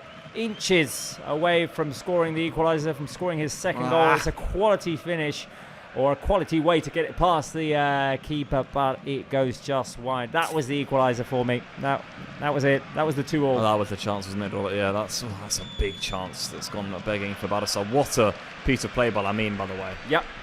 And surely that one is offside. It's not going to count anyway, but it's all the way through to Szczesny. Once Fran was there, it wasn't an easy one because he had a lot of pressure from the defender and the goalkeeper on him, but he actually did well to get himself half a yard of space to get his right-footed shot away. Yeah. And then you think he's got it. He's going to slot it in the corner. 2 minutes of added time, by the way. So then 2 additional minutes for this half up. Here's Koundé. He's in again here for Barça. Koundé, use your strength. And he couldn't. He was bundled over there. He thinks he was fouled. And he's quite adamant. And he's not the sort of player who would just go over without any contact. As it were, here comes... I'm not sure he's all right. He stayed down. No. He's not getting up, eh? No, Koundé is not getting on. He's stumbling up. I don't know. He's just getting to his feet now. He's moving okay, though, I must say, though. Look. Okay. But he's stayed down an awful long time. I'm not sure, yeah. He might have had a problem or felt something. We'll see at half-time anyway. Maybe it was frustration. Yeah. I'm not being given... I'm hoping. Yeah. I'm not being given the penalty or the foul that he thought he was fouled. One minute played then. Is there a goal in here? Koundé over to Eric. Wide for Rashford. Not quite been his half so far tonight. Hoping for more goals in the second half. From a Barca team who look like they've got goals in them tonight. Eric Garcia now. De Jong. Where's the space? Find Lamine. Find him. Here is Lamine Yamal. He's on it tonight. Onto his left foot. Lamine thinks about it. Shoots. Blocked away. It's going to fall to Rashford. Just behind Casado. Bruges fans whistling. They nervously want the half-time whistle to be blown. Now Balde. He thought about cutting it in. Ball to the back post. We're getting alerts on our phones. We need it. We need Barca to score, and all sorts is happening here now. I'm not sure what the alert was about, but careful here. The alert might have been because of the Bruges counter-attack. Bruges attack, and it's Szczesny who gets it away. Well, Barca so nearly getting a goal before half-time. As it were, it's going to be at half-time here. Bruges 2, Barca 1. They go into the interval behind to the Catalans. Early start, goal by Tresoldi. Then equalised immediately by Ferran Torres. And then Forbes on the break, again for Bruges, has put them back in front. Plenty of Barca chances, none better than that one for Ferran Torres. But as it were, in the first half, it is still 2-1 to Club Bruges. We'll wrap up our commentary for the first time here and be back for second half commentary very shortly. No way through for Barca. We hope there'll be one in the second half, however. They've been pushing on the door at half-time. Bruges 2, Barca 1. Right, well, players to the dressing room. 2-1 is the score, and I think that's the only negative thing, really, about the first half, because I like how we've played. I mean, it's tough to play away from home in the Champions League. I was expecting Barca to struggle a bit more, maybe, in terms of being able to create that classical away game in the Champions League against the team that maybe you underestimate because you don't know all that much about, but I thought Barca looked fresh. I thought Barca had spark, had energy. The connections were there. On the right with Koundé and Lamine Yamal. On the left with Rashford and Balde. We've had more than enough opportunities to at least go into half-time with a draw. And there's nothing that makes me think that in the second half, Barca can't come through and take away the 3 points from this one. I couldn't agree more with everything you said. It's been an enjoyable performance from Barca. We've had loads of the ball, but we've also had loads of chances, and feels like a miracle we've only scored one, I must say, especially with the fact we've hit the woodwork twice. Ferran came ever so close to getting another one at the end of the first half there. Negative has been it's been too easy to get us again on the breakaway, and look, credit Bruges that they took their chances really well, and I thought the second one in particular, the way they played it was really smart, really sharp, and I must give them credit for that. But for Barca, I agree. Positive is we're playing well, we're getting chances with the players we've got on the bench, with the fact that Bruges will tire. I'm confident that we're going to get goals in the second half. I mean, of course, I'm not going to sit here and say that it was a perfect performance. There are Yeah. issues. There is that space that needs to be dealt with in those defensive transitions. I think the second goal is especially a problem coming off of a corner kick in which we had the advantage. It's a clearance from their own box, and with a couple of touches, they've got us. Yeah. So those things do need to be fine-tuned. They do need to be corrected. They will be addressed at halftime. I wonder if there will be any substitutions. I think I'd be surprised if there were substitutions right from the beginning of the second half today. But by no means is this a disastrous performance from Barca. I thought Barca played well with the ball, had productive possessions, created clear-cut opportunities off of those possessions, and need to keep going. I think stick to the game plan today. Yeah, I absolutely agree. There's still plenty of positives here for Barca to take into this second half. It's all about being calm in the second 45 minutes now. Like I said, I think Bruge are going to tire. I really do. And I think the more chances we get, one of them's going to end up going in. I've got no doubt about that. The key is getting an early goal in the second half, because it is also true that the longer it stays at 2-1, they'll start to grow in belief. So you've got to get the second goal quick. I think if Flick sees we're struggling in the second half to keep up the intensity of the first, he won't hesitate to move that bench and get players on here, because he's got quality on the bench now. So watch out for that early into the second period too. But hey, there's been lots of positives. The negatives, like I said, it's silly the way we conceded the goals. I mean, Flick will be the first to put his hand up and say that this isn't good enough, the way the second one, the corner in particular. But look, lots to like for Barca. It's been a good, fun watch.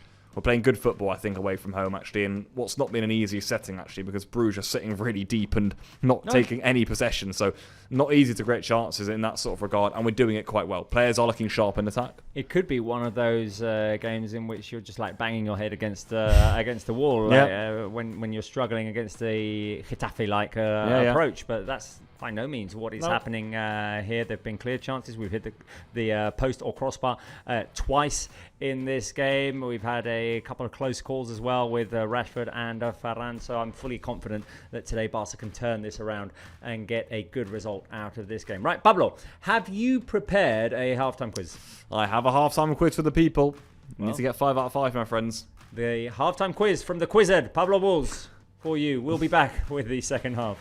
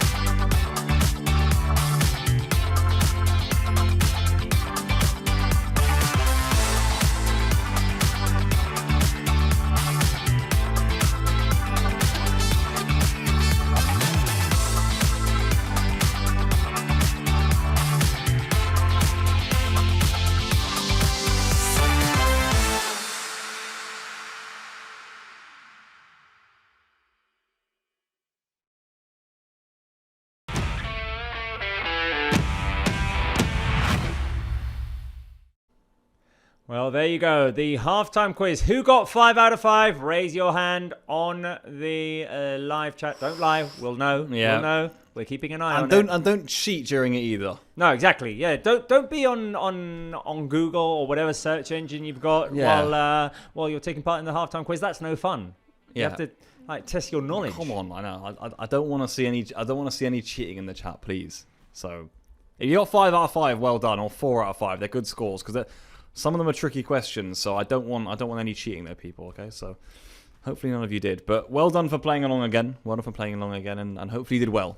Right. Well, we are at halftime, of course, and we're 2-1 down. We've spoken about what we liked about the second half. What can Barca improve in the second half is a question that we'll be answering in a second. But as always, I would like to ask yet another question to our audience. And let me see if I can find it here because I prepared it. Who is the best player in the first half? Who was the best player in the first half? Lamine Yamal, Ferran, Fermin. I've gone with those 3 options. I thought Lamine looked like he had it tonight. He's played a couple of nice passes through. He's taking on his defenders. He's making drives inside. He's connecting well with Koundé. I've really enjoyed Lamine Yamal's performance tonight. Maybe the only... I mean, I'm not even going to criticize. I'd say maybe the only thing that was lacking was getting on the end of an opportunity, taking a shot from outside the box, maybe. But he's that threatful being that we are used to seeing. He is looking sharp. I mean, he's looking really sharp. In fact, that little pass that he did to Ferran right at the end of the first half was lovely, wasn't it? And Ferran so nearly got his second there, but he's looking sharper. I still think he's got another level to go up to this half. Yeah. I really do. So I'm hoping he gets that. Best player in the first half. Ooh, it's a tight one. It really is. I'm almost tempted to go Firmino, who I liked again. He hit the post with that curling left-footed effort. He's linked up play well. But Lamine is there too. And maybe I'm being harsh to Lamine because I've got such high standards for him. Because he was also excellent and he's been also, jiggling about and wreaking havoc for a lot of the Bruges defenders. Like I say, I still think he can go a level higher in this second half and drive this Barca comeback, which of course we hope to see in this second 45 minutes. Okay, so comments from our audience. Mac Lumbis says regarding the halftime quiz, 2 out of 5. I'm tired today. That's no problem, Mac. Honesty. Yeah. Honesty there. Tony ES8 says option 1 Lamine Yamal. Mac Lumbis says Lamine Yamal. It's Moses says Lamine Yamal. Tony ES8 says 1 Lamine, 2 Balde, 3 Fermin. Pirita Malaguita says Lamine, and the players are stepping on to the pitch for the second half. It looks, Pablo, like the lineup is unchanged. Yeah, it looks there are no changes from Hansi Flick in this. Well, between the first 45 and the second 45 minutes, Lamine there making his way out onto the field. Hopefully, more magic from him in the second 45. I didn't think Flick would change too much, if anything, actually, after the first 45 minutes, because like we said in the first half, Barca with the ball have played quite well. I think we've conceded goals that you can't concede at this level in the Champions League, no doubt about that, but I still think Flick will like to, or want to keep his players out as they were in the first half, in the second for a bit more, because at least they were linking up well, they were creating good chances, and he would have been pleased with that. So I think in that regard, Flick's going to keep things the same for at least a bit. Araujo just encouraging the team there in this second 45 minutes. We need a boost here. We need a pick up here. We need a reaction, of course, goals wise, in the second 45, and hopefully we get that. Bruges players still not on the pitch for the second half just yet. I like the pre-second half huddle as the Bruges players now make their way onto the pitch. So let's go to game commentary for the second half, Pablo.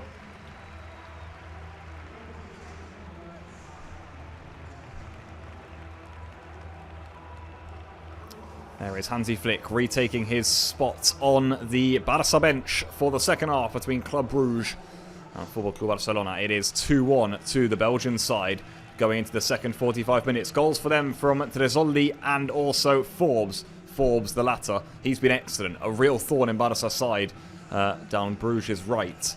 And for Bruges so far, it smiles, but they'll be certainly wary of what could happen in the second 45, as Barca have also created a good load of chances themselves. No changes at the interval for either side, so we'll play on as we were at kickoff in this one. Fermín López getting himself ready for Barça. Ferran Torres has put the ball in the back of the net. He could have got another just before the end of the first half.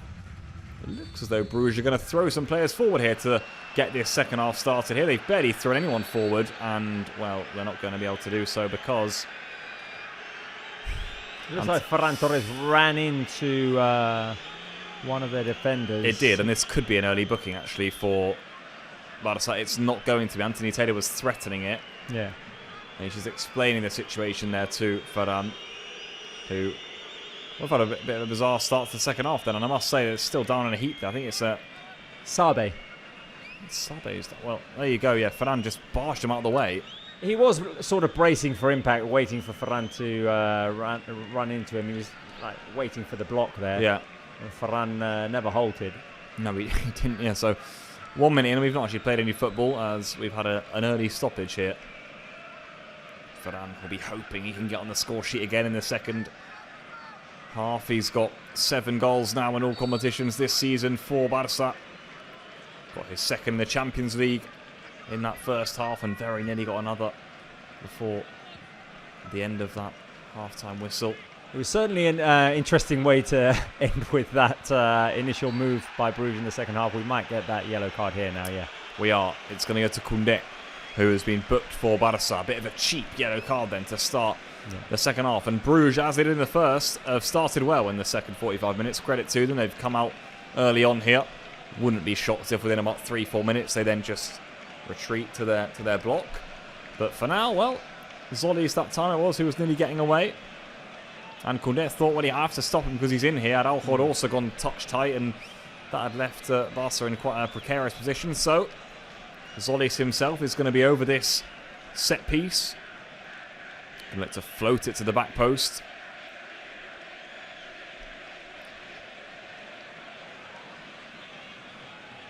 Full alert here with the set careful with the, opportunities. Oh, sorry, we've lost the lineup. We have lost the lineup. There it is. And a free kick goes Barca's way. This time Koundé wins the free kick.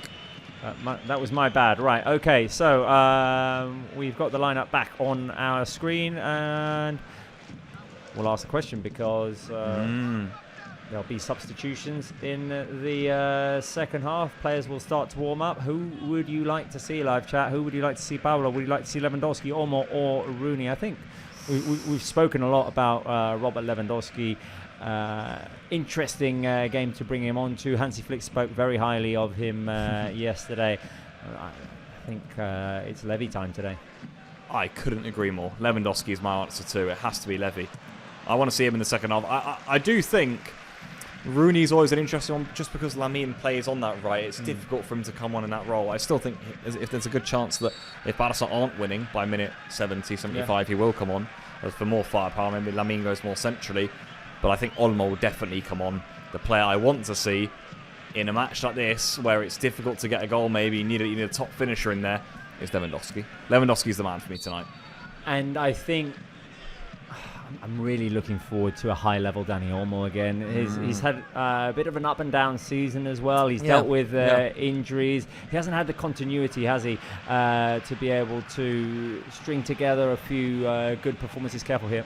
Solis round the back. His saves. Good save by Szczesny. Tech. Important stop. Solis again with a strike. Bruges have started the second half very well indeed. Watch out though, because for the first time in quite some time they've exposed themselves at the back. Here comes Lamine. And boy, if they got back quickly in numbers, Lamine's going to try and take them on himself. Here goes Lamine Yamal. They're backing off him. Still Lamine. Koundé available on the overlap. In by Koundé has crossed the back post is too heavy. Goes behind for a throw-in. I'll tell you what. Tech. Bang! Look at that save. Oh, beautiful. Super save by Szczesny at the near post. Good form. Good form, yeah. No. He's made a couple of good interventions already. Rashford let that one roll out, thinking that it came off of a defender, and the throw-in was given to Bruges. Ref said, yeah, no chance yet. Which, yeah, I mean, in live, I did think that it was strange that Rashford didn't go for that one. Yeah. There's that Tech save once again, saving the near post. It is a good save. He gets his right hand in a good position there, Tech, and he makes an important save. Had to get it up there quickly. It's not the best of finishes from saves, but either way, the Polish goalkeeper had to be ready. Watch out here because Bruge are in again. The pass across the face of goal. Well, if that had more venom on it, that would have been trouble for Barca, wouldn't it? Koundé, as it were. Just about right place, right time to get it back to the goalkeeper. 5 minutes of the second half have been played, and Bruges, as they did in the first, are pressuring. Yeah, that cross did not have enough speed on it. It allowed Koundé to get back onto the ball and recover, but they're not backing down, Bruges. That's a super ball from Lamine. Fermin takes it early.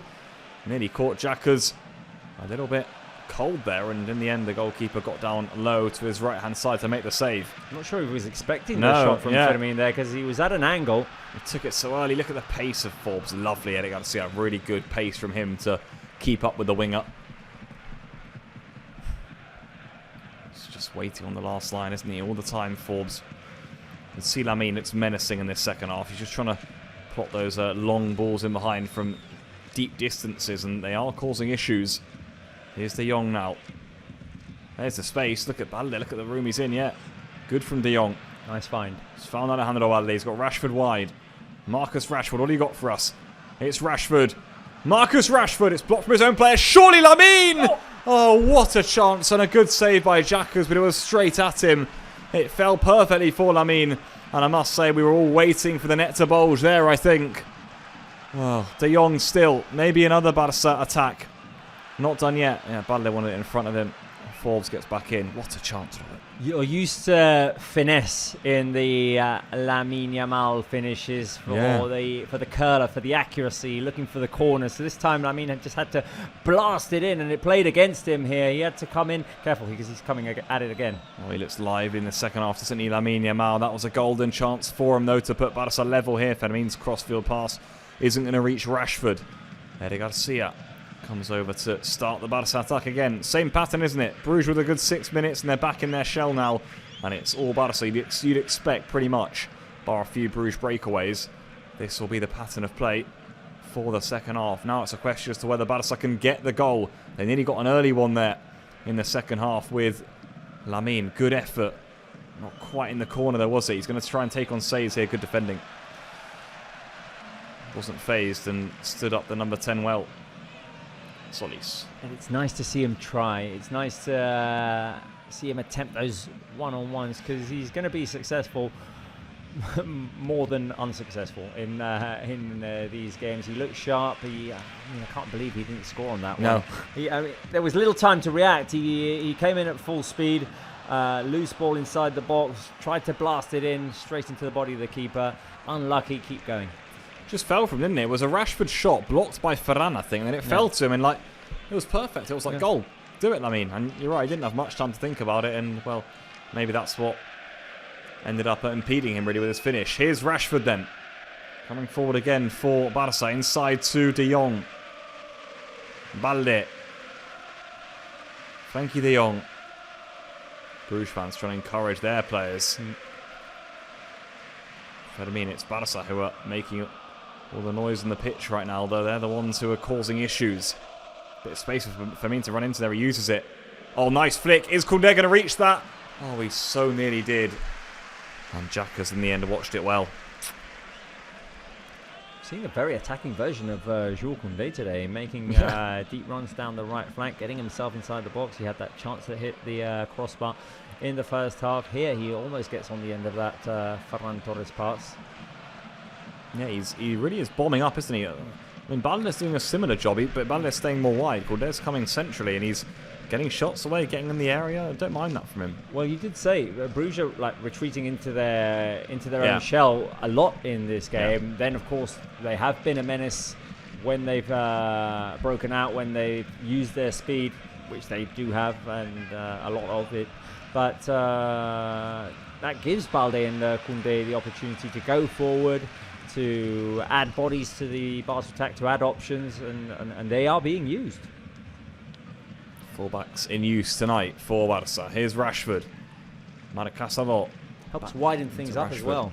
Yeah, stretch the pitch a little bit. It's important when Bruges are so compact and so deep back there. Barca have got to try something to just stretch them out a little bit. That's really a nice give and go between, again, Rashford and Balde. He's won it back here, Rashford.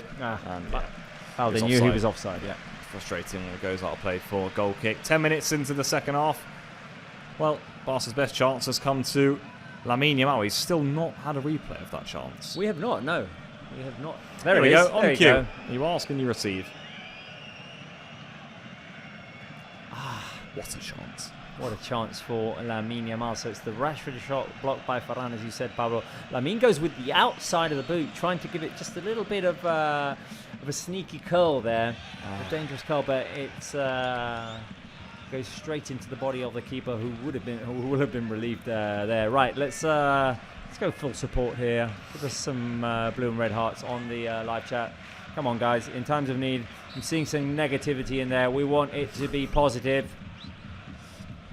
Well, ooh. Wow, well, give us blue and red hearts now, because we've just seen that Lewandowski and Olmo coming on. Well, I'll tell you what, we wondered, didn't we? We wondered when they would come on. I thought maybe Flick would wait a little bit longer. And he's waited 10 minutes. No goal for Barca, so he said, on you go. Olmo and Lewandowski are going to be coming on. Flick has not waited too long to shuffle the deck. I'm intrigued to see who for. Is it, are we going like position for position, so Fermin and Ferran? Yeah. Or does Flick alter the tactical scheme here? I get the feeling he might alter it. I think he's going to go more attacking, just because of how pinned in Bruges are. I think Olmo might come on for Casador here. Still, it's 2-1, and you don't want to expose yourself. No. But it's something he's going to have to try and manage. I'm sure he would have thought about it, Flick. Let's see what his final decision is. It's not going to be quite yet the changes. They're still getting stripped and ready on the touchline. As Koundé's got a throw in. I mean, you'd imagine one of the front three will have to come off for Lewandowski. Well, probably either Ferran or Rashford.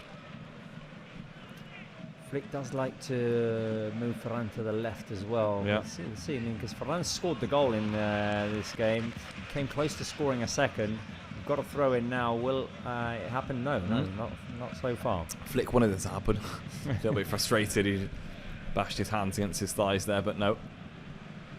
Eric now. I'll tell you what, we'd love a Barca goal even before those two come on. A bit of a double whammy for Bruges to deal with. Casador, they'll have one more chance, Barca, will they? Before the changes are made. Lamine. There's a space for Fermin. Is this the opening? Good tackle. Really good tackle. Michele, I think it was, stepped forward there and did well. Touch let him down there. Fermin should have the strength, and massive credit to this old league. Did ever so well to win a throw-in for Bruges. Here we go then. Who are the changes for? Let's see. Right, Casador, you were right. Yeah, there you go. Attacking change in midfield. So Olmo will go to 10. Fermin, you'd imagine, will drop just beneath him. Or you do two number 8s maybe. And Ferran. Ferran, well, round of applause, guys, for Ferran and Casador. The goal scorer, Ferran, taken off. Marc Casador replaced by Dani Olmo in, well... Oh, wait a minute. I was going to go for more that. applauses. More applauses, that's it.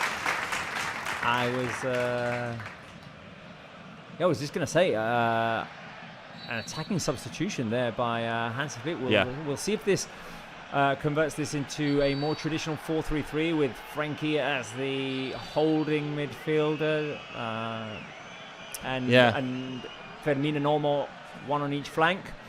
Or, I don't know, is it just a staggered midfield here with Frankie, Olmo and Fermin on 3 different levels? We'll see. Yeah, I wonder. I'm intrigued to see how this goes. And you mentioned Barca not being exposed. Well, here comes Eric Garcia. Long range effort. Oh! And Barca hit the woodwork for a 3rd time in the game. Remarkable. This time Eric Garcia has just crashed one in from about 35 yards off the bar. And Bruges survive again. Remarkable. Wow. 3rd time in this game that Barca hit the woodwork out of nowhere. Eric Garcia sees the space and takes a shot. Candidate for goal of the season had it gone in. Just over the fingertips of the keeper. A powerful strike from Eric. We didn't know he had that in the bag. Sometimes when it's not your luck, it's not your luck. 3 times have hit the woodwork. Barca. Here's Lewandowski. First time he receives it. Oh, and Rashford was in too. Barca really knocking on the Bruges door now. De Jong. Koundé. Come on, guys. I can smell it. Feels like a goal's coming. Lamine, slightly heavy touch. Defender didn't dare go near him. Lamine, good tackle. He's still going, Lamine. It's funny, it felt like the defender had dispossessed him there. Yeah. He still has the ball stuck to his left boot, drags it along, keeps going. Olmo over to Balde. Back to Dani Olmo. This is Lamine Yamal. Dancing feet. Oh, look at this from Barca. Lamine! Look at that! What an unbelievable goal from Lamine Yamal! That is outrageous from Barca's number 10, who are level here in Belgium. Bruges 2, Barca 2, Lamine the Dream Yamal.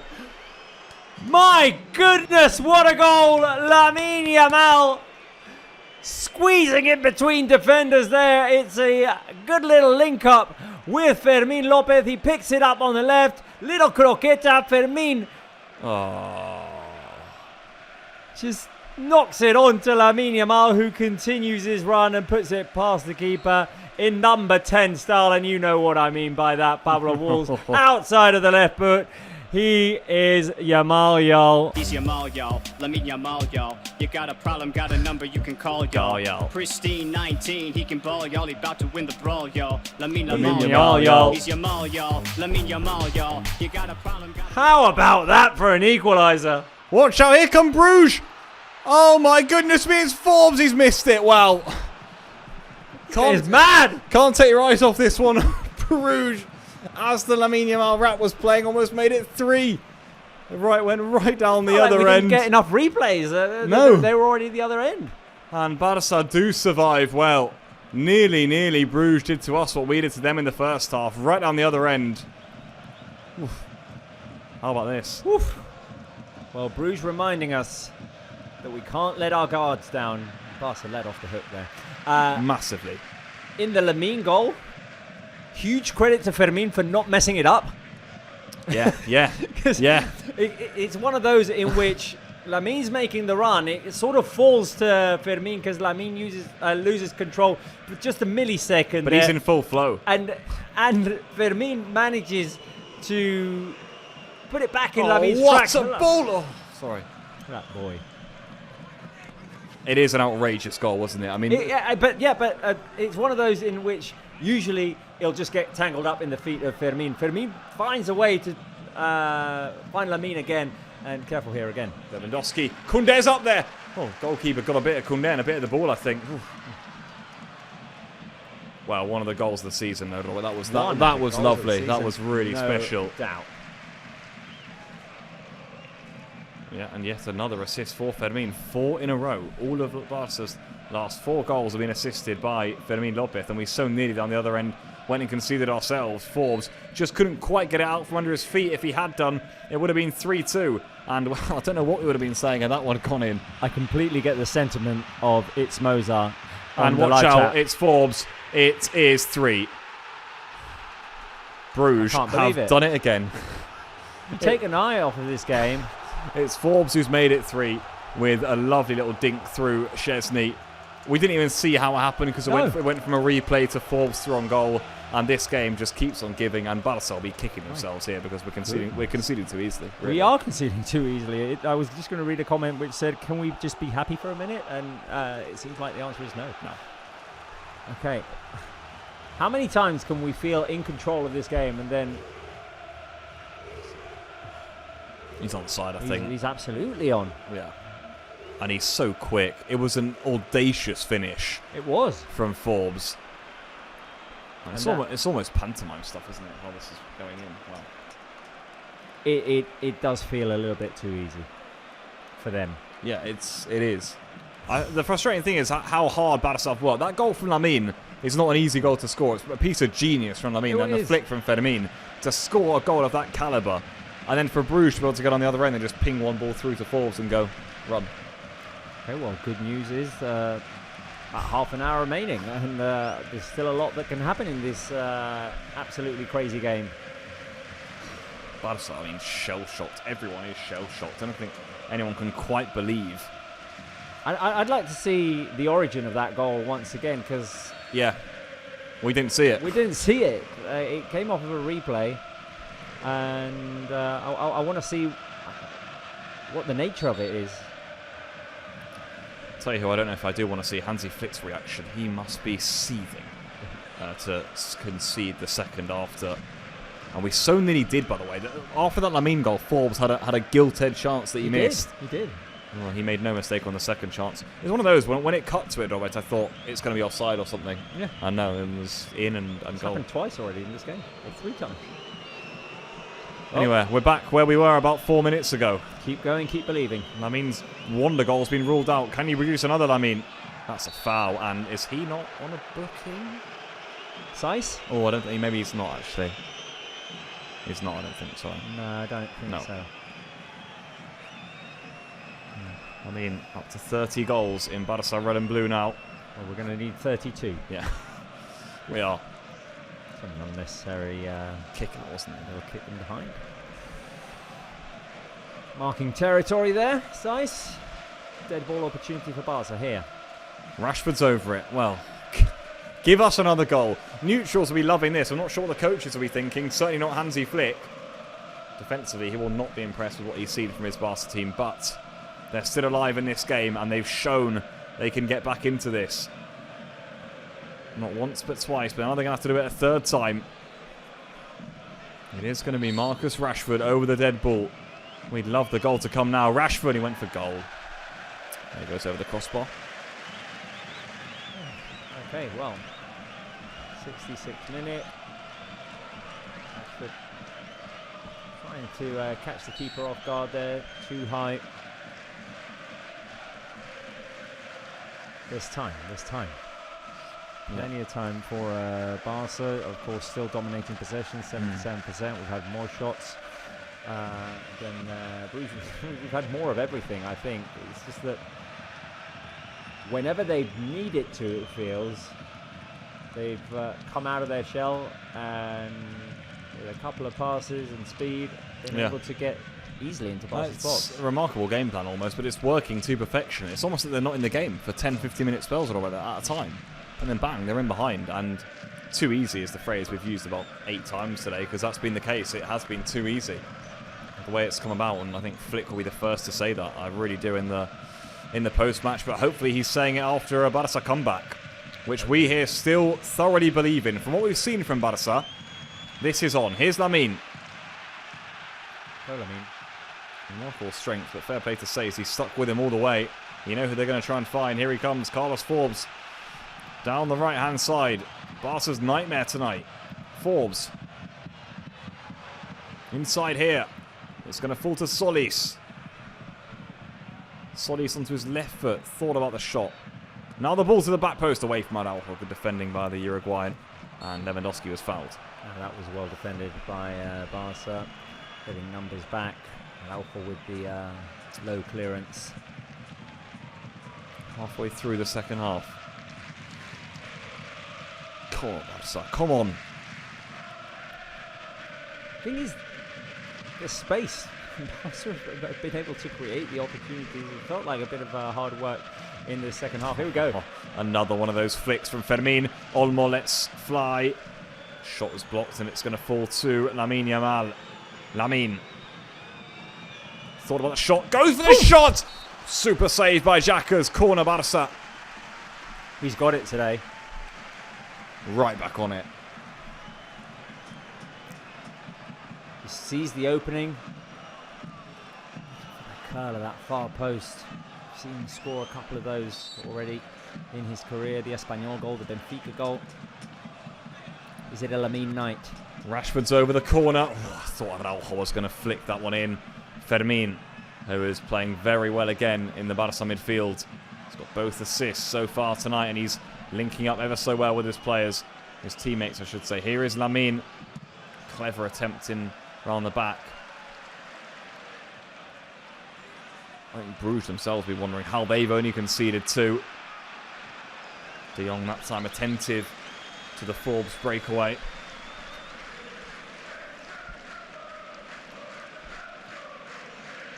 Olmo. Once again, I don't dislike what Barca are doing in No. this game. With the ball. Feels like every few minutes we're creating a chance. Barca must keep that between now and the 90th minute.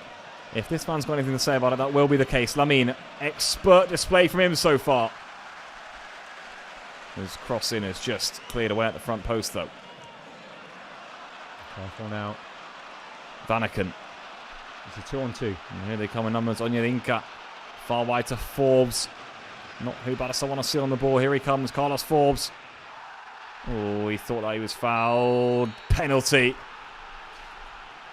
Anthony Taylor points to the spot. I must say, in live time, I didn't think it was a penalty. I really didn't. Didn't look. I don't think Forbes even thought he was going to get the call. Looked pretty obnoxious to me. I can't believe he's giving Anthony Taylor. We'll have a better look in the VAR room. What was that? I mean, one of the most bizarre games of the year. That's not a penalty. That can't be a penalty. That's not a penalty. That's not a penalty. It's never a penalty. If anything, Forbes kicks badly, I think, Robert. No? He does. There. They can't give that. That can't give that. Oh no, VAR. VAR has to intervene here. That can't be a penalty. Jesus. It can never be a penalty. He seems so sure. I must say, in live time, when I saw it, I thought that's never a penalty. No. I mean, Forbes never raised his hands. He's not going to give this. Yeah. They're gonna tell him to go and look at it. Of course they are. Anthony Taylor's going to go to the screen, and you'd imagine he's going to overrule his decision. The only thing I'm happy about is that was very quickly overturned from Stuart Atwell. But I don't know what he was doing giving it, because we are going to waste a good amount of time here, by the way, with this nonsense now. Just watch it. It's Forbes that steps on Balde. Yeah.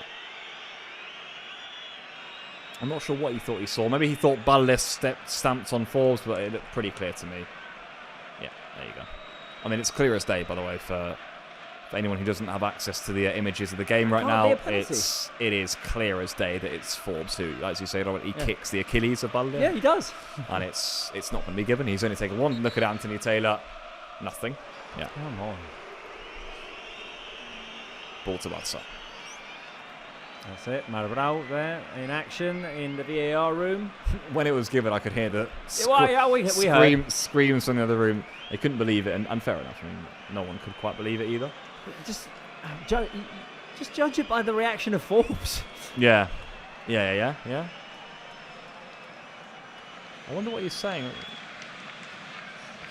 Either way, no penalty. We're back where we were. Okay. Bruges 3, Barca 2 is maybe the more remarkable thing. That's the scoreline right now. Here's Rashford. Barca need to just get straight back on the attack and get the ball to you-know-who on the right-hand side.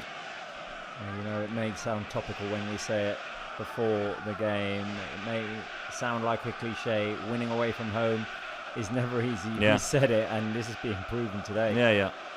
I mean, it's natural because teams get backed by their fans. They feel an extra sense of belief within them, I think, at spells in the game. Whereas if this is at home, away from home in Catalonia and Barcelona, there's a good chance Bruges would be down and out by now, But hey, they've believed every step of the way.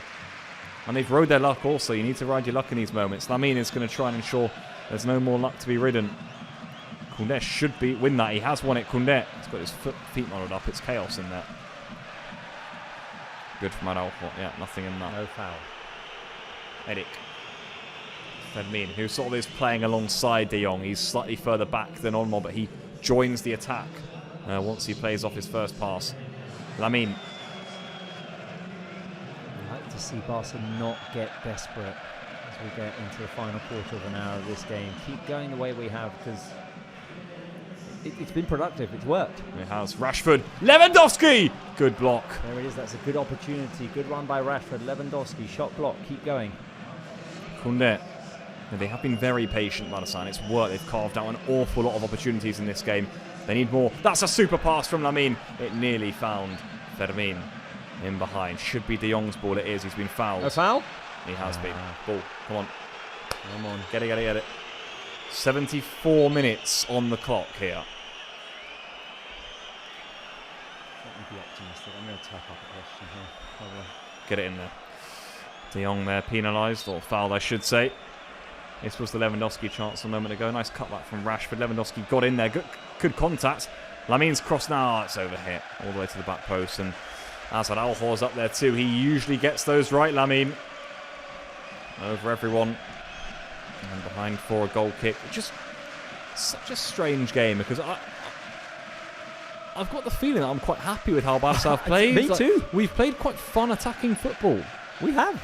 And it's been good I to can't watch. argue It with feels you. like we're going to score every time we come forward. But at the same time, I keep looking up, Robert, and I'm like, 15 minutes left. We're losing 3-2 away to Bruge. We've equalised twice already in this Yeah. game, Pablo, and Bruges have reacted every single time. And I think Barca are playing a good game of football here. It's just that they've been caught unguarded at the back in isolated situations. I mean, can you call them isolated situations if it's happened 5 or 6 times? I don't know. But it feels like it. Yeah. It feels like Barca was playing the entirety of the game in Bruges' half, playing good possessions, finding ways of in. I mean, I don't know, we've hit the post 3 times. I like what I'm seeing. Who will score the equaliser? Will it be Lewandowski? Will it be Lamine Yamal? Will it be Rashford? I'm going to go a mixture of 1 and 2. I think it's going to be a Lamine Yamal cross and a Lewandowski header. Okay. I think it's how we're going to equalise in this game, Robert. Maybe Lamine got a goal himself. He whips it over. Yourself? Lamine. It's a Lamine day. It's today. his night, no? It's his night. Yeah. Well, he's certainly looking the part, Lamine. Every time he gets the ball, you are just thinking something is going to happen. But it's been one of those Lamine displays in Europe again, hasn't it? Which has got everyone on their feet.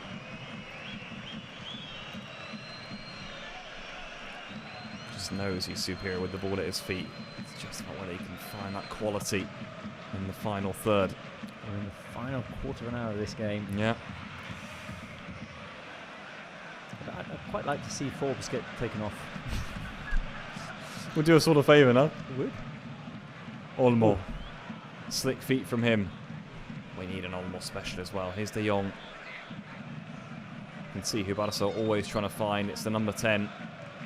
Says is thinking, just don't give it to him. Of course, Barca are. Here's Koundé. There's loads of space inside. Make the pass. Koundé's in. Goes back to De Jong. Lamine Yamal. He likes it here, Lamine. Clipped in! And into the back of the net! Lamine's cross! Own goal, I think! 3-3 in Belgium! He's got it! It's the Levante goal! It's the Levante goal! It is. There you go. Crazy, crazy European night. It's Bruges 3, Barca 3.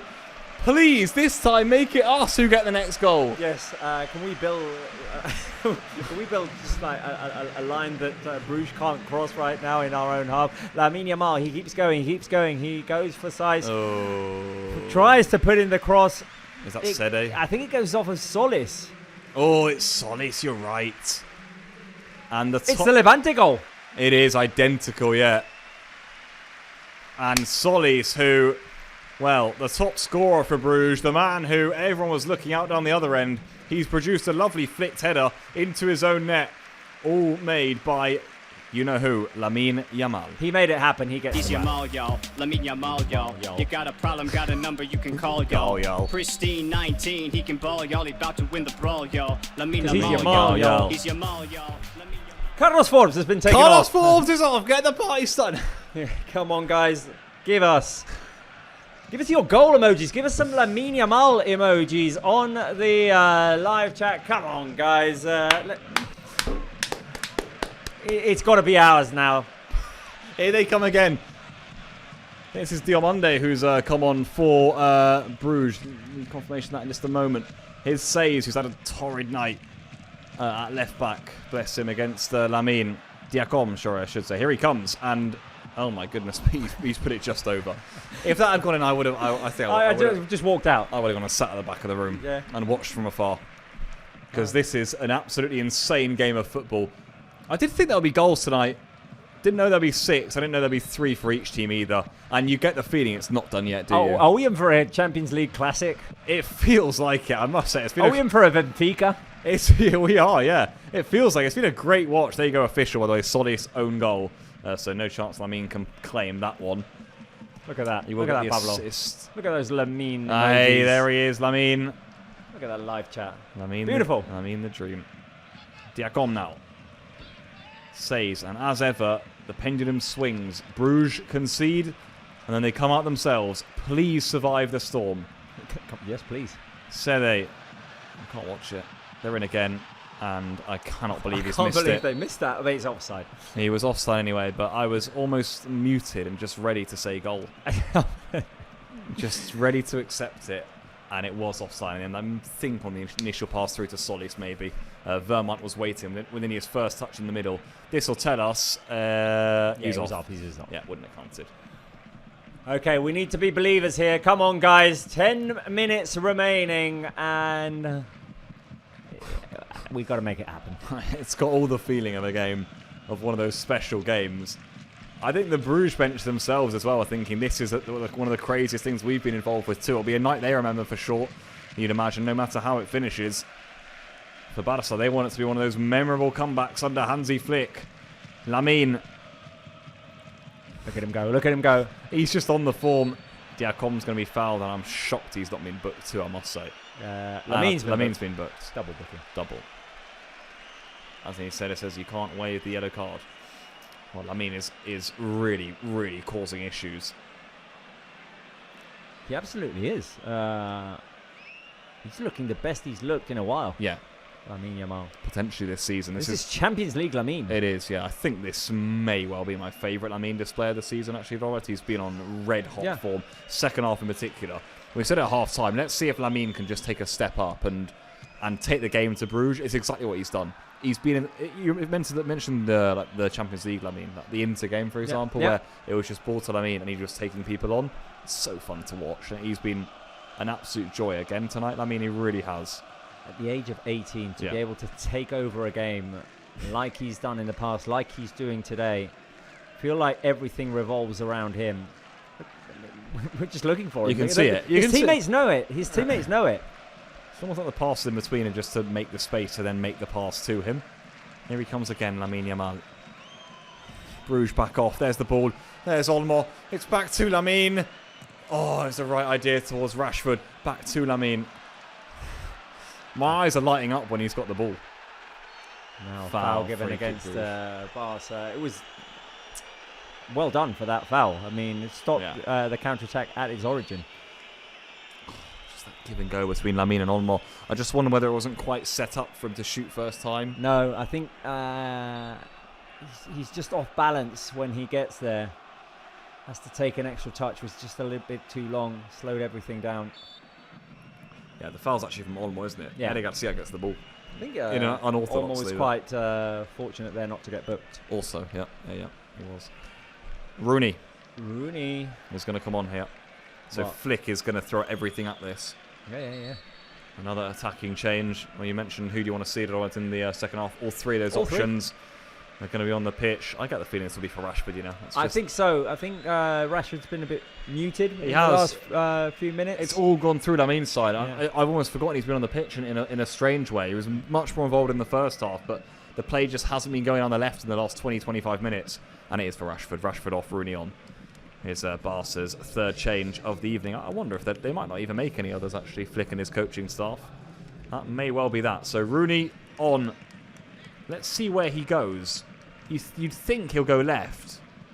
I think he'll go left, and Lamine stays where he is. Yeah.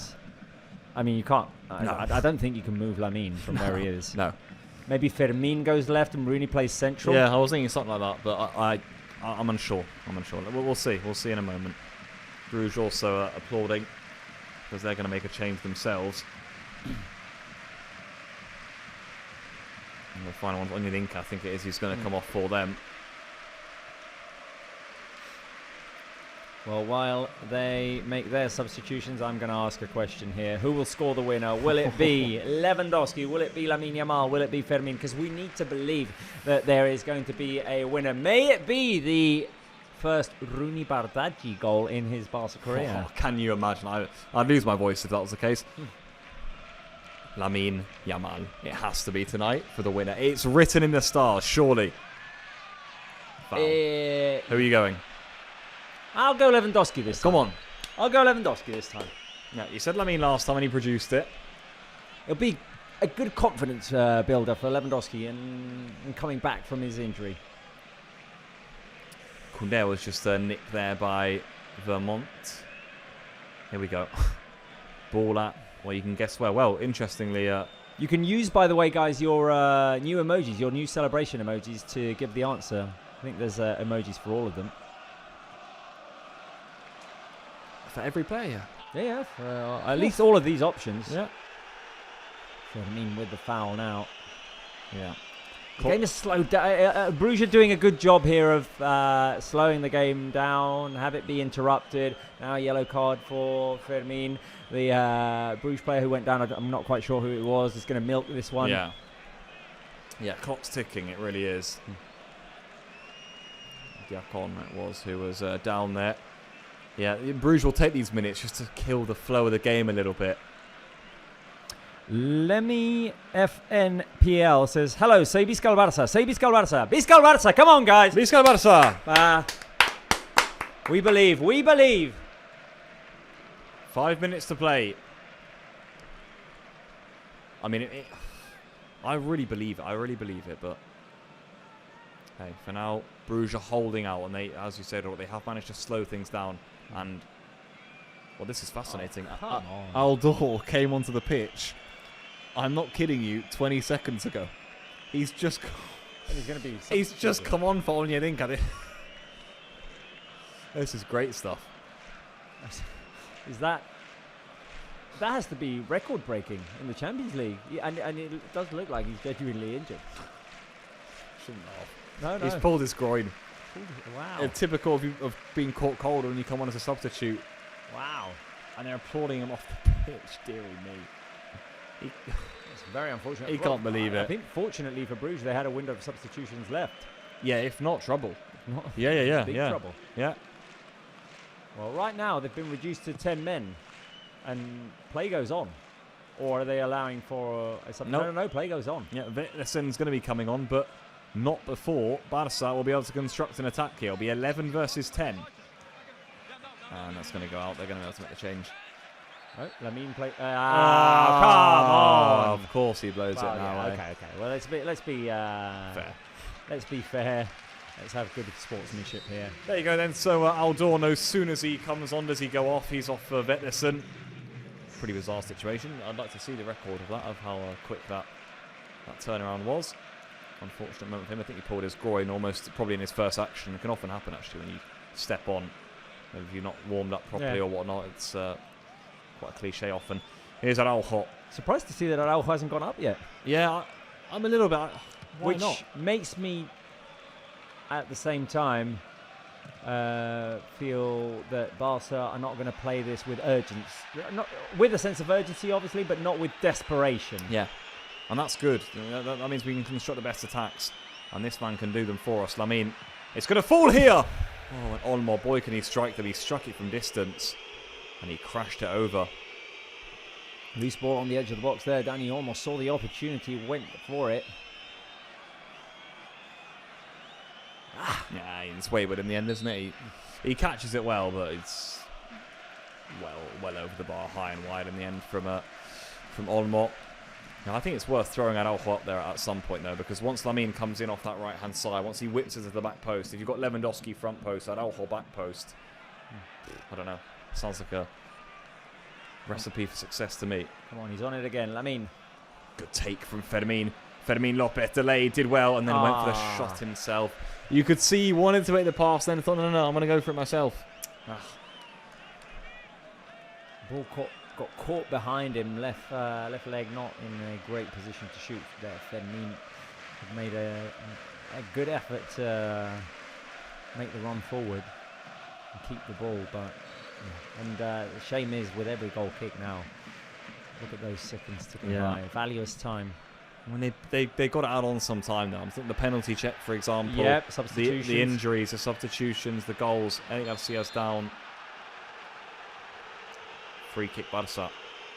Yeah, Hansi's header saying he was pushed away there. I'm going to be honest, I'm expecting at least 6 minutes here.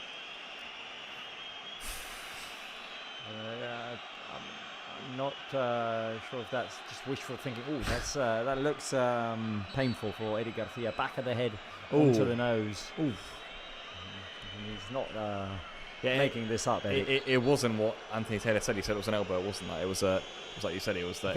I think he's bleeding. It was a head clash. Yeah, he's going to have to come off. He is bleeding. Yeah, Edic's not happy about it. I mean, it wasn't intentional, I suppose. They just went up for a header. He's not happy at all, Eric Garcia, though. Yep, I mean, he's got blood on his jersey as well, so does it have to be changed? Yeah, it might well do. Or white gold. As it well, that's frustrating because Barca are going to have to play on with 10 here. Yep, Frankie steps back into the centre-back position. That's a frustrating break. Here we go, 5 seconds away from knowing how much is added on. I mean, Hansi Flick has a substitution to make here. Oh my God. Oh no. And unbelievably, Bruge have won it. Has he given it or not? It's a goal. I think it's a goal. I Bruge. think the ball is cleanly taken away from Tech, who played it risky. And as Bruge. 6 minutes have been added on, Bruges take the lead in a giveaway goal. The Barca players complaining that there may be a free kick here. Frankie de Jong talking to the referee. The referee saying, okay, I'm going to look at it. I'll tell you what, Szczesny was adamant it was. He said, free kick. Okay, well. What an absolutely bizarre situation. True. It would be the most bizarre way to end one of the craziest games. This might tell us all if it is a foul. It is a foul. That's a foul. That's a foul. That can't be given. That's a foul. I'm not being funny. That can't be given. He's slidden in. And he catches his knee. That's a foul. That's a foul. That's a foul. Okay, that can't count. That can't count. They have to. That cannot count. They have to rule that out. They have to. How has he not given that in live time again? I'm amazed. I'm amazed. As Vermont gets up.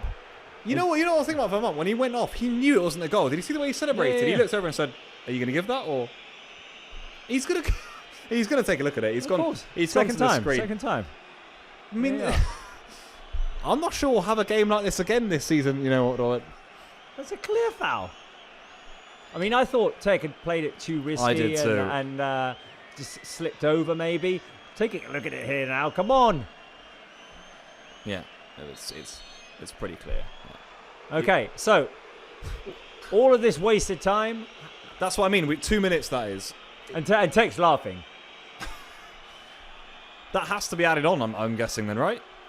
We have to play to 8 here. Is what I'm saying. Yeah. Well, we'll wait and see. The only good news is hopefully that's given us time to get Eric Garcia back on the pitch. And our VAR room had it covered.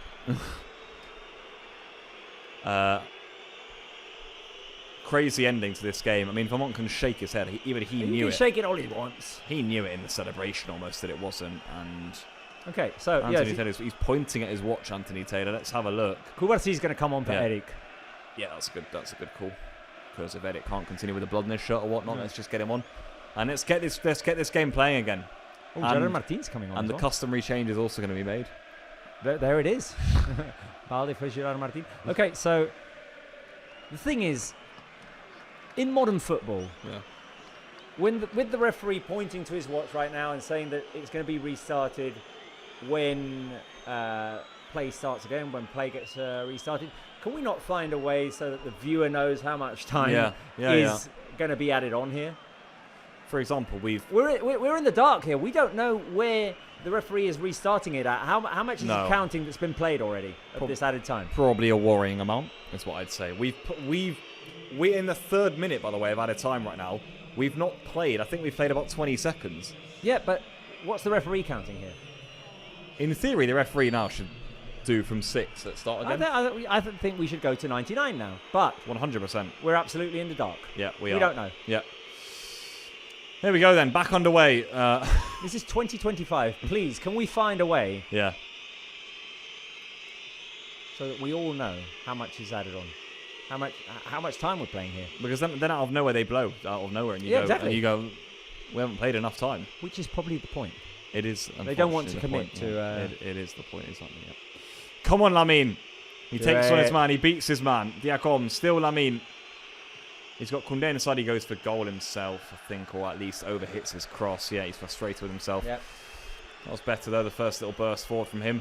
I think Barca are a bit wary to throw Araujo forward, because of the threat on that Bruges are posing, and fair enough, because it's not the sort of game where they're not exactly posing no threat. I mean, you've got to have your back four stationed and ready. And here they come again. Bruges haven't had enough yet. Did that hit a hand? I don't think it did. Play on. Lamine. Anthony Taylor doesn't know where to look right now. Lamine switch. It's not going to reach its target. Van Aken gets in there, but Fermin and Olmo are on the scene. Fair play to Van Aken. He did well. Switch for Diacom is wide. Here he comes. Vermont will be waiting to make amends in the middle. It's Diacom. Goes past Koundé. And now to the edge of the area. Come on, Barca, get the ball back. Bruges will take this, killing valuable time. They're playing this fantastically well. No foul, no foul, no foul. Vermont still. Good tackle, Dion. Now let's go. Barca ball. Right, play on. Gerard Martin went down. Play on, play on. In theory, we've got 40 seconds left. You'd imagine that's 40 seconds and 3 minutes at least. Fermin. There has to be one more chance here at least. Yeah. Lamine Yamal. Looking to carve out himself. This is Koundé. Lamine. Switch far side. De Jong. Rooney. Everyone almost holding their breath inside the stadium. No, I feel like we're doing that. Rooney Bardghji on his right foot. Rooney. Lewandowski's in. Oh, and he nearly took it in his own stride. He was offside anyway. He was off. Right, so now we'll find out as we reach the 6th minute of added time. If he blows it now, I'll lose my head. How much added time there is here? He was off Lewandowski. He Yeah. was. I think we're gonna play at least another 2 minutes, and we should play another 3. We should play another 3. But hey. Well, I must say, when that own goal went in at 3-3, I thought Barca were going to be able to get the 4th here. I really did. Now, precious few seconds, maybe minutes left to get that goal. It's not a bad ball over the top, and Araujo should deal with it. He does. I mean, Bruges are doing a good job of keeping the ball down our end right now. Yeah. Frustrating us. Szczesny. And now Araujo. Come on, yeah, look at Lamine. Lamine wants it, just give it to him. It's so close to his own goal, though. And he's got nowhere to go there. Yeah, careful indeed. Araujo, that's a pretty bad foul. Play on. Kouassi. Now we've played 1 minute over. That's the minimum. Kouassi. Come on, Barca. Options wide. One of them is Rooney. Delays his cross, gets his cross in. Good defending at the front post. And Barca win it up high up the field. Yeah, we'll take that throw in. Ball. How much is going to be added on here? Cannot blow it now, no. I feel like we've got another minute and a half. I do, I agree, yeah. Come on, get it to Lamine here. Koundé. De Jong, they're trying to find Lamine, but Lamine's coming deeper and deeper to receive the ball because he just wants it at all costs. Lamine. Drops off to De Jong. De Jong goes through the gap. Lays it off to Barca's number 10. Come on, Lamine. Lamine. Still Lamine Yamal dancing through a gap. It's going to fall to Lewandowski. Barca corner. Come on. No. You can't blow the whistle now. I can't believe it. His whistle. A corner kick. How can he blow the whistle on a corner? Anthony Taylor. How can he blow the whistle on a corner? Anthony Taylor's just blown the whistle on a Barca corner kick. And he's blown the whistle to end the most remarkable of games here. I cannot believe it. It ends Bruges 3, Barça 3. We've had everything in this game. A Lamine Yamal masterclass in all truth. But Barca were too open at the back. They were too easy to score against. In the end, it's a cracking Champions League game. It wasn't quite to be for Barca. It ends then in Belgium. Bruges 3, Barça 3.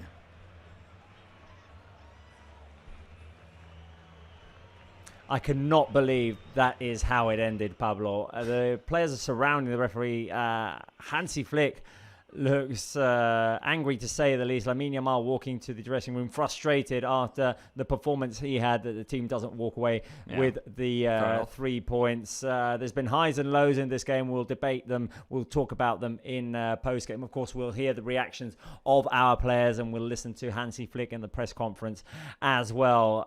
Bruges will be delighted to walk away with a point against the Champions League semi-finalists from last year. Yeah. And Pablo, I don't know whether to be happy or mad about this one. Really mixed feelings, isn't it? I'm quite happy as like a football fan because I've quite enjoyed watching the game. It was quite fun. It was end to end. I thought we had everything: VAR checks, no call penalties. It was quite fun, and I thought Lamine was excellent, and Barça were really good fun to watch going forward. If you're looking at it objectively, I think defensively we were poor though, and we conceded some really silly goals. We could have conceded more. It is a problem right now. It's a problem that I think Flick needs to address.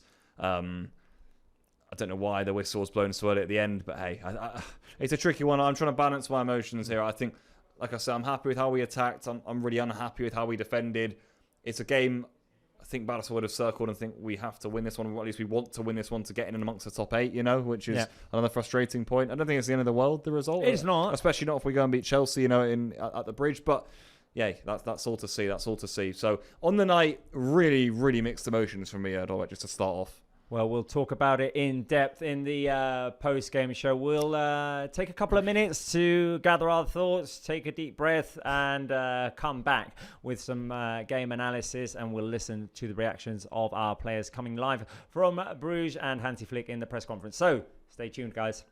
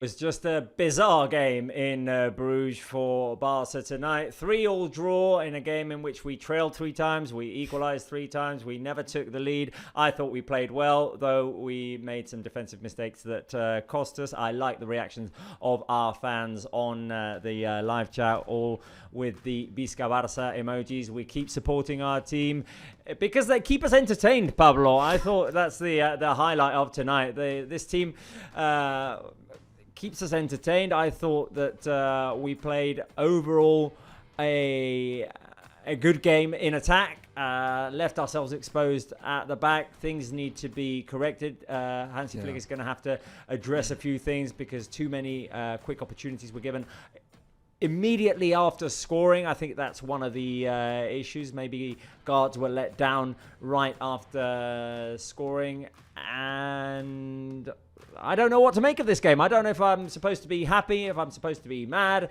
if we're supposed to be feeling positive about it, negative. I don't know, Pablo. It's it was an interesting experiment, this one. Yeah, it was good fun, I must say. Yeah. I enjoyed myself over the 90 minutes. Like I said, I'm a bit frustrated about the result. I think if you told me before the game we were going to draw this game, I would have been a bit, I feel like it was a good chance to, like we say, get into the top 8, make a bit of a statement, or at least make some good headway with the league phase. I'll be intrigued to see the standings actually in a moment too, to see how we are doing in the standings. Actually, that'll be intriguing. But in that regard, I'm frustrated. I don't think we should be conceding 3 goals to Bruges either. Who, fair play, they attacked very well when they did, and Forbes looks like an excellent young winger, I must say, and very talented and pacey, and he caused us huge issues all night long. And Solis and Tresoldi are clearly good attackers too. And look, they linked up really nicely on the breakaway a few times. I have to give credit to them, but like from a Barca fan perspective, it's frustrating to having conceded 3 goals, and the manner in which we conceded a lot of the goals felt a bit comical or a bit bizarre at times. I think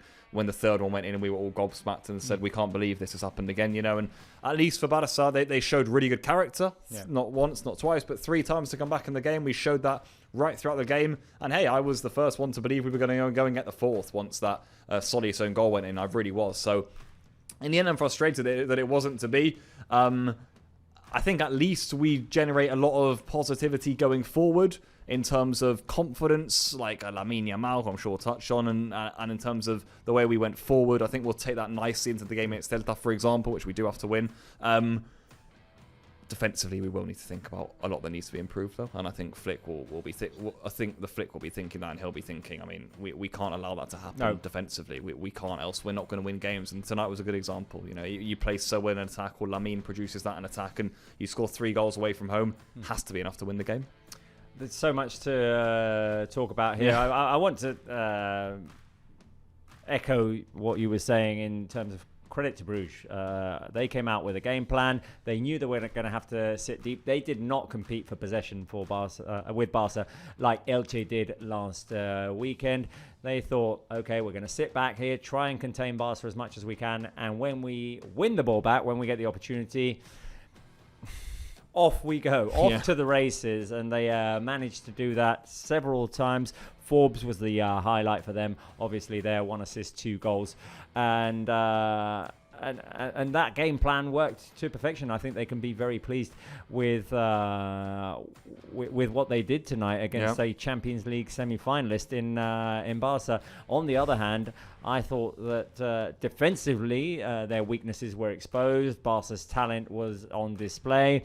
Lamine Yamal was going more full throttle in this game, and as the game increased, he got better and better and better and more involved, and it's just a tough one to analyze. I was thinking before, as the game was going on, if an alien comes down to planet Earth and asks a search engine, how do you play the game of football? There were 2 clear ways here on display in this game of how you can play the game of football. You can try and play through possession. You can try and link up through passing, play it wide, then back in, put the ball inside the box, create opportunities.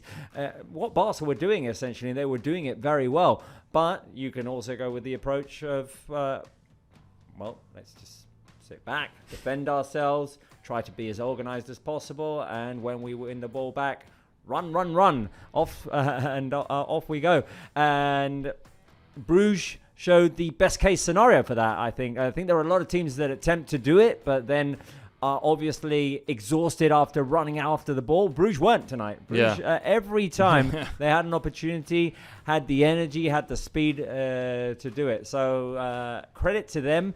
You were saying, Pablo, I'm very curious to see the standings. Can we get the standings on our screen right now? Because I'd like to see in what position this leaves us. 7 points, of course, 2 wins, 1 draw, 1 defeat against or in this league phase. There it is. We are not in the top 10. Tottenham in the 10th position with 8 points. There are now only 3 teams who've won all games. Those are Bayern Munich, Arsenal, and Inter. Yeah. And frustrating to have let the opportunity pass to be in that top 8, which we surely would have been with a win had we been able to get in the 9 points. So I guess we're in the second sheet of that. I think I just saw it was flicking on the bottom. I'm almost certain we are in 11th. I think I just saw it. So we're right on the cusp of it. Yeah, you're right. I mean, we would have obviously been in that sheet at least. And there it is, 11th. Tied with Chelsea, Sporting, Borussia, Karabakh, and Atalanta. This is still the halfway line. Yeah, it's still early days. I've still got quite a lot of confidence we'll get in the top 8. Actually, you look at our last 4 games, you'd probably say win 3 maybe of those and draw 1 maybe, and you should be there probably. The other teams will drop points too. Makes the Chelsea game really interesting. Identical records. Look at that, 7 points with 4 games played. That'll be fascinating. 11th v 10th. On the night, I'm just seeing an image of Flick. I think go and have a word with Anthony Taylor at the end of the game, rightly so. We'll talk about that in a second. First, of course, we've praised the way that Barca attacked this game. There's going to be debates, I'm anticipating, on the high line, which gave us so much last season, and we saw last season in the eternal comparison with that 24-25 campaign that it took perfect coordination to catch opponent strikers and forwards by the finest of margins, by centimetres. It took so much concentration, coordination, everyone to be in sync, and that is just a little bit off this season. In the first goal, it was Koundé who was just a step behind. I'm not pointing fingers. It was because it's someone in one game, someone else in another game. In the second goal, it comes off of a corner kick. I'm not sure what the tactical approach there is or what went wrong, but Barca had a corner kick in favour. All of a sudden, we're picking up the ball from inside the net on the opposing side. And then in the third goal, which is the toughest one to analyse because we didn't actually see the nature of it because they were showing it after replay, so we didn't quite see where that came from. It's once again a ball played from one side to the other, a run made in behind Balde, and that line is not perfect. And that, people are going to say the high line needs to go. I think the high line needs to be worked on, because if we want Barca to play that attacking style, if we want Barca to attack in numbers, to overload the attack, to overwhelm the opponent defense, you're going to have to push them back. And that means playing a high line. Then, of course, be reactive when you lose the ball. Flick, I'm sure, is going to come out and say, hey, when we lose the ball, it's that first press. It's that first recovery that needs to be better. Not the guys exposed at the back. As ever, it's the finest of margins with the high line. I mean, you're right. For what was working for us last season, seems like it isn't this season, and they seem to be getting away in behind a lot and scoring goals. It has been mentioned a lot weeks back now. Tonight won't be the first night, but I'm sure it'll be a big headline. I'm sure Flick will be asked about it in his press conference a fair bit. And that's natural, and I'm not saying I disagree with him being asked about it. I understand that, from a journalist perspective or an analytical perspective, that you're looking at this Barca team and you're saying you're attacking so well, you're playing such great, exciting football, and Lamine's doing all of this, but you're giving away really easy goals at the other end, and that does need to be touched on. I agree with that, but I also agree with you, Robert, that we can't go away from our style. What's also taken us here, it's not just like, we'll just sit back then, but we then won't have the players in the right position when we turn over possession. We'd be a different Barca. We maybe could have seen less goals, sure. Maybe we'd win more games 1-0 or 2-1. Or maybe not. Or maybe we wouldn't. Or maybe it wouldn't suit us, And at the end of the day, under Flick, we've got success playing in a certain way. I'm the first to admit that I think there are tweaks we could make. I think the pressure off the ball maybe isn't quite working in terms of getting to it first and the ball is getting him behind.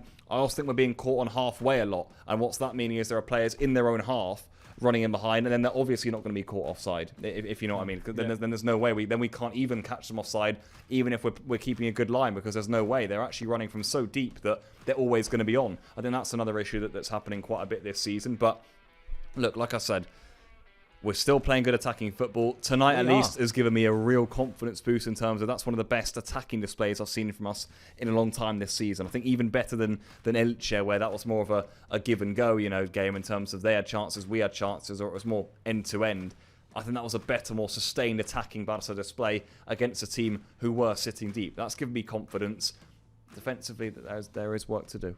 Okay, well, we can transition into positive things, because you were just mentioning the positive signs that this game had. There were some. We almost got a Champions League classic. I really believed, like you said, Pablo, that after that own goal, the fourth was coming, that we were going to have that magical moment that we had last year, like against Benfica, for example.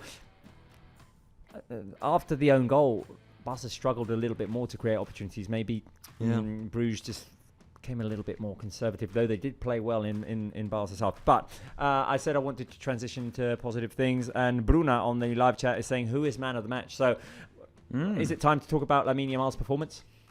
I think it is. It has to be. Best performance of the season so far?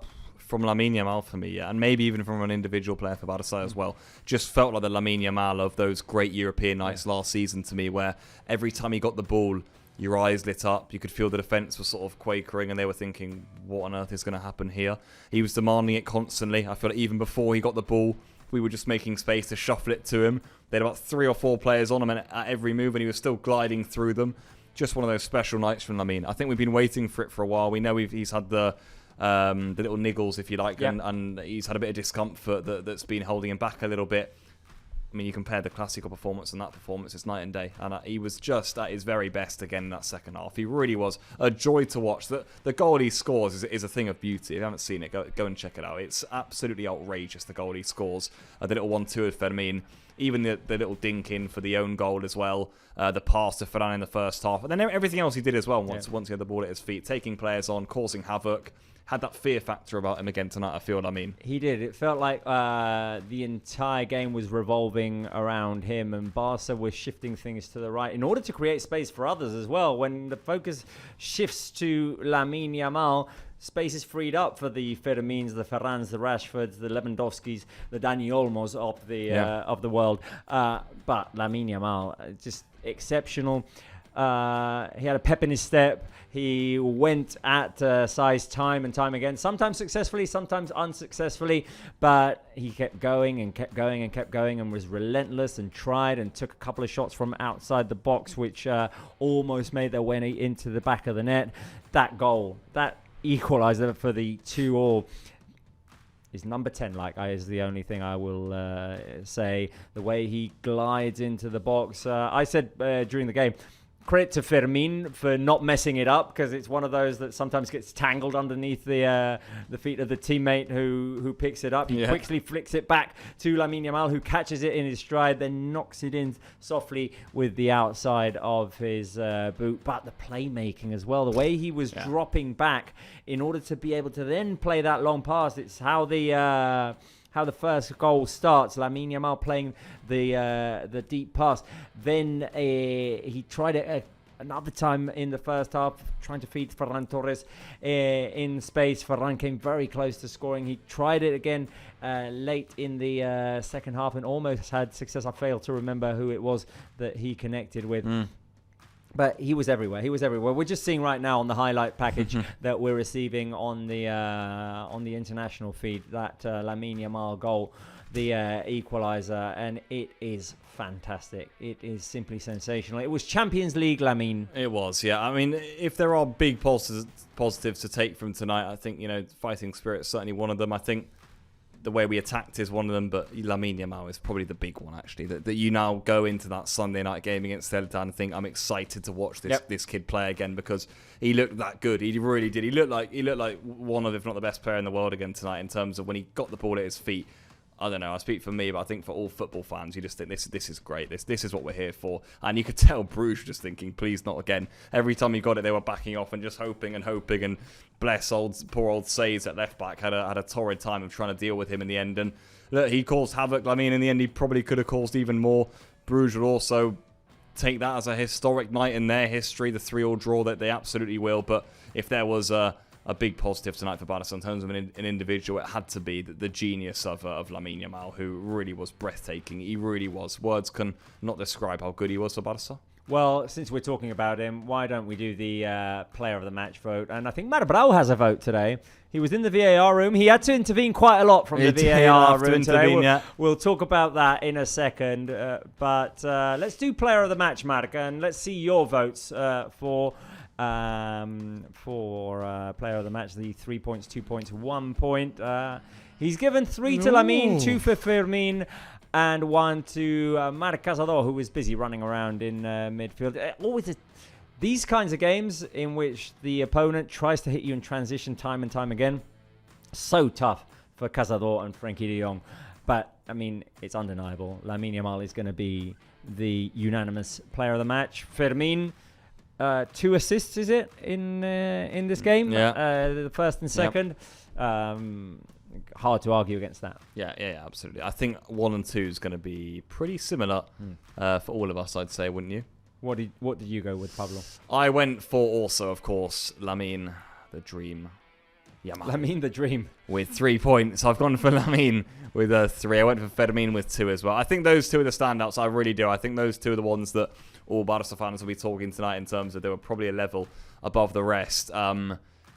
Defence left a little bit to be desired, so I think we're looking to midfield more, and I went for de Jong. He just kept things ticking. It was a difficult one to give 1 point to, actually. I found I wasn't quite sure who to shuffle it to. I could have maybe done Ferran, actually, thinking about it on his goal, but I went for de Jong. I thought he was decent again tonight, in terms of keeping things over. Marc went Cazador, I went Frenkie. Same exact votes for me. 3 points for Lamine Yamal. Champions League Lamine, the undeniable player of the match. Everything revolved around him. All the focus was on him, and still he managed to... It's one of those games in which he got all of the attention and yet was able to produce. Like Bruges, at one point, were throwing the kitchen sink at him. And and yet he was getting away and drifting into the middle, now going wide, now find an opening on the edge of the box, now putting a cross in that was dangerous. It's one of those which you must feel helpless as a Club Brugge defender, and they must have been like, Anthony, please, time. And he obliged. And he did oblige, yeah. We'll talk about that in a second, because it can't go uncommented. Fermin, 2 assists. Energy Bunny, I thought he did some good things in this game. He was quick on the turn. He was good in his passing, good link-ups, and Fermin continues to produce for Barca. But for me, it was a toss-up between any of the other midfielders. Cazador, Frenkie, I thought they performed well in this game that's sort of a nightmare for them, having to come and go. But 1 point for Frenkie de Jong, trying to navigate through the chaos. But when Barca had possession, Frenkie, Cazador, Olmo, Fermin, all of them were linking up well. There was good passing. Lamine Yamal, of course, unanimous player of the match with 9 points, 6 for Fermin, 2 for Frenkie, 1 for Marc Cazador. Marc Brugge, by the way, is giving me the update that Eric Garcia has said to Movistar that he may have broken his nose, that he thinks he may have broken his nose. So I'm not sure if that makes him unavailable for the next game. It is the last game before the international break. We are quite thin as it is in number of players available. We are. But we may see masked Eric. Yeah, maybe. In the next game. Maybe we will. Yeah, that's a bit worrying. I mean, hopefully that's one of those injuries that you can, at least for a footballer, get on with the mask, can't you? And hopefully that won't bother him too much. But if not, I suppose we've got Araujo called by the sea. Christensen's still out with a few problems, isn't he? So that's That's a worrying one, but hey, we'll have to wait for confirmation on that one, of course. We will, and we're seeing footage of the press room as we wait for Hansi Flick to enter and talk to the media. We're also waiting for reactions from our players. We'll see if we can get them to you. Okay, it can't go uncommented. Pablo, that was... Wait a minute. Let me say it before. Barca did not lose points in this game because of the refereeing. Yeah. Barca lost points today because we gave away too many easy opportunities. We were exposed in space. I think everyone saw that. I think the players will acknowledge that. I think that Hansi Flick will acknowledge that. Having said that we received 3 goals and that cannot happen. My God, that game was awfully refereed. Yeah, That was one of the worst performances by a referee that I've seen in a while. I mean, every call that he tried to give against Barca was then overturned. Yeah. There's the penalty that he gave on against Balde, in which Balde just got kicked in the Achilles. And then was it Forbes? It was Forbes who went over. Then there's the 4th goal for Bruges, in which Tech is clearly fouled, and how you don't see that live, I don't know. Yeah, that was a good one. And then, I mean, with all the time that had been wasted with the review of that goal, with the Eric Garcia situation, how do you not give that corner kick in favour of Barca? How do you blow the whistle as Barca win a corner? I do not know. The most ridiculous one almost is the fact that he blew the whistle at the end. You know why? Because we're only having to play overtime here, or extra time because of your poor decision with the Szczesny foul. Yep.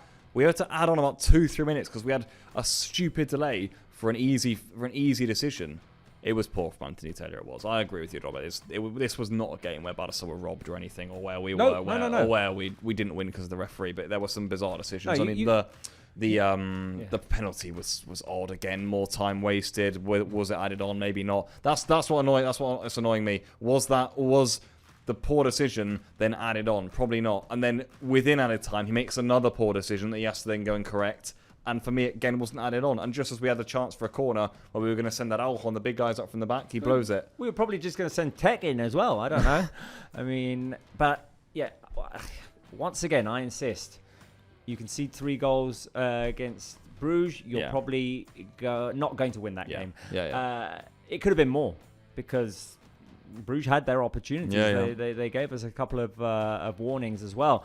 Having said that, my goodness, wow. I fully agree. I mean, you're only in the situation of having to add extra time because of the chaos you've created with some poor calls. The good thing was that because of the existence of VAR, they were easily overturned and quite quickly overturned, both of them. Yeah.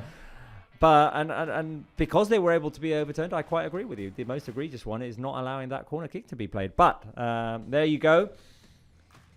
Barca have 7 points. There's no need to panic. There's 4 games to go in the Champions League, 2 home games. Toughest one is probably the next one at Stamford Bridge, a classic Chelsea-Barca. That will be on the 25th of November. That's a Tuesday. That's in 20 days. And, I mean, a lot can happen in that time. We could get some important players back. I'm not going to name anyone because I feel like I'd just jinx it if I say it. But some important players who are now injured could return for that game. And I'm sure Hansi Flick will be relieved if that happens. And, I mean, no need to worry whatsoever. Next game up, Celta de Vigo. Tough ground also. But bad things seem to happen at Balaidos for Barca. There's 2 stadiums that I loathe going to. Well, no, 3 because there's also the Coliseum. Because I thought that was going to be the other one as well. No, the Real Arena. Barca have weird performances at the Real Arena as well. We do. Yeah. There's a few, but there's a batch of them. And yeah, you're right. I mean, that Celta game, one in our league position, we know we have to win it. We're under pressure now in La Liga to win every game and make sure that we don't allow ourselves to slip up and don't allow Madrid to get further ahead. We can't. They're 5 points clear right now. And then we've got the international break, the final one for quite some time until the end of March. So then it's clean stretch of Barça games, and then you've got to try and pick up points in a busy Christmas, more January period really in the Spanish league. But of course, before all of that, you come up for the international break. The Chelsea one, of course, if we're talking European football, is the one we're looking at. Like I said, I still think 7 points from 4 games, having played Newcastle and PSG, isn't horrific. I don't think it's a bad return. I know tonight we all agree we should be on 9 points now. Really, I think we would have come into this game expecting to win it, but I think if you go to Stamford Bridge and you win, even if you get a draw, I think you're still in a good spot. You then got 3 games after that, 2 of them at home, as you said, to put yourself in the top 8. I'd urge everyone to be calm. That is the positive about the new league phase format. We might not come as hard as we did last year. Where did we finish last year, Robert? Second or third? Second, yeah. So it's looking like that probably won't be the case. Hey, look. Wait a minute. Last year, granted it was in the last game, we lost 1 game, we drew 1. If we go 4 for 4 from now until the end, we're in the same position. Exactly. Yeah. And hey, there's same amount of points at least. I'm not saying we're going to be second. But, yeah. I mean, and teams will drop points. I think, for example, Bayern and Arsenal are both on 12 points. They play. So are Inter. Bayern and Arsenal play against each other in the next fixture. Okay. That's what's interesting. And Inter up there too as well. So Inter, well, surely, I'm not sure who Inter have got, but do you know what I mean? That teams are going to be dropping points. We saw Madrid drop points last night. Liverpool have got a defeat against Galatasaray. PSG lost last night, of course. That's a big headline. So, hey, teams are going to drop points. We've got one of our blockbuster games, if you like, next time around. But for now, it's got to be full focus on the league instead of getting the points there. You just said we should surely be on 9 points, and I fully agree. Let's not forget that Barca hit the post 3 times in this game, by the way. Yeah. There was the Koundé attempt. There was the Fermin attempt early. There was that Eric Garcia shot out of nowhere. And there were a couple of close ones as well. I mean, Rashford had a couple. Ferran, obviously, and that one-on-one late in the first half. So Barca had the opportunities. The Lamine straight at the goalkeeper. The volley thing. Exactly. Oh, yes. How that didn't go in. Yeah. Yeah, we had chances, yeah. It's hard to comprehend how Barca don't walk away from this with a win, because the chances were there. And you score 3 away from home, you think, okay, well, surely you should win. But, we gave away the opportunities frustratingly, and we have to move on, keep improving, keep hoping that this team is going to get better, keep hoping that they'll find a way to adjust things at the back. I mean, how can we not trust Hansi Flick after all we saw last season? Think back to November last year and how Hansi Flick described that. That's all I can say. There's time, people. There's time. Yeah. There's plenty of time. Right, we are waiting for Hansi to step into the press room as the camera zooms out. I'm quite hopeful that we're going to get a Hansi appearance shortly here in the press room at the stadium in Bruges. I'm thinking that they'll probably be in a rush to come back to Barcelona, because it's a busy week. It's a busy few days. Very busy few days. By the way, guys, I'm not sure if you knew, but we've got a special live show for you on Friday. Live from the scene. Live from the SCN.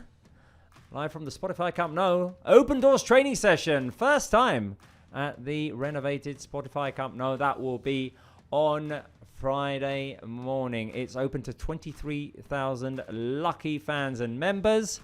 I'm sure that all 23,000 of them are going to be there with positive energy to support the team, to cheer on for the team, and looking forward to seeing that stadium. I mean, we're going to be there.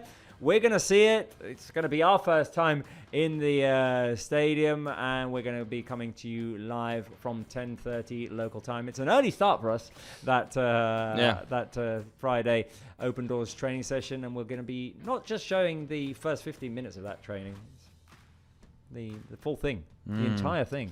What an exciting few days away. Yeah, that's even before Celta.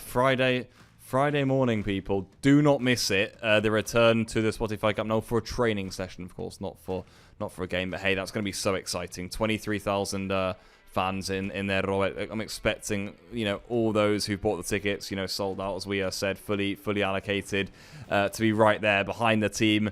And it's going to be great now. I mean, to see other stadiums getting along, to see how great it's going to look. It's just one of those special moments that we're all going to be really looking forward to, and hey, I can't wait. I can't wait to see how it all looks. I'm sure the fans are going to love it. And like you say, we'll be showing it all, of course, showing all the coverage of it here. I'm really looking forward to it because I have so many fond Spotify Camp Nou memories from when I was a child, when I used to go there, when I've worked there.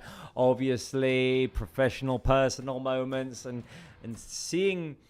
I mean, we're not going to see the full thing. Obviously, we're not going to see the finished product, but it's going to be exciting to be there and to offer you that live training session, open doors training session on Friday morning. Right, okay, we're getting the first reactions coming from Bruges. It took a while, but we've got them for you. Fermín, 2 assists today. He talked to us. Fermín, bona nit. Quina valoració fas d'aquest empat? Hola, bona nit. Crec que no volíem l'empat, crec que venia aquí a guanyar. Som el Barça i crec que hem de fer autocrítica i hem pogut fer millor per guanyar i res, ara hem d'estar units i mirar cap endavant sempre. No sé si el millor del partit d'avui la capacitat de reacció de l'equip que s'ha vist 3 vegades per darrere el marcador. Sí, això crec que l'equip ha estat bé, crec que ho hem intentat fins al final i hem aconseguit l'empat, però a nosaltres no ens serveix això, crec que hem d'anar a guanyar cada partit i avui no ha pogut ser i ja mirar el següent partit. Has fet l'última, Fermín. Quin és l'objectiu? Ara queden 4 jornades a la part mitja de la classificació. Imagino que l'objectiu és seguir treballant per col·locar-vos entre els 8 primers. Sí, aquest és el nostre objectiu. Crec que hem de lluitar per això i crec que ho aconseguirem segur. Crec que estarem units i això ho tirarem cap endavant tots junts. Gràcies, Fermín. Gràcies. Otra? A message of unity of Fermín. We need to stick together. We need to pull through this together. We need to keep going. He said, hey, we worked hard. We managed to get the draw. He said we played well, but a draw is not enough for us. No sirve para nada, he said. So, they know. They know. Yeah, you can tell he was a bit down, couldn't you? I think that's natural because in that sort of game, I think the whole game you're thinking, we're going to come back, and then you draw and you're a bit deflated. You think, we shouldn't have dropped points there. I think that's the feeling there from Fermín. Like you said, like Paul asked him there at the end as well, the objective, the final objective to get into the top 8. That still remains the same for Barça. That's the goal we know with 4 games in the league phase to go, and there's still plenty of time. Like we've said it here, we think we can get there. I'm sure Fermín believes we can get there. Good news for him. He was excellent again tonight. He's in red hot form. Looks really good, racking up goals and assists. So that's a huge positive for him. But of course, he'll care about the 3 points. And unfortunately tonight we couldn't quite get them. By the way, Fermín, since returning from injury, wow. Yeah, been unbelievable, hasn't he? Unbelievable, yeah. He provided a spark against Girona, hat-trick against Olympiacos, scored at the Bernabeu. He's giving assists now as well. Just fantastic contributions from the number 16. As we're being told that Hansi Flick is going to go to the press room or appear in the press room in a few seconds, I hope, minutes if not. And we're going to hear from one of the protagonists of this game as well. One of the stars of this game, the star of this game, but haven't got it quite ready. But stay tuned. And I can see the press officer for Barca in the press room. That means that Hansi Flick is walking in right now. So let's listen to Barca's head coach analyse this 3-3 draw against Club Brugge.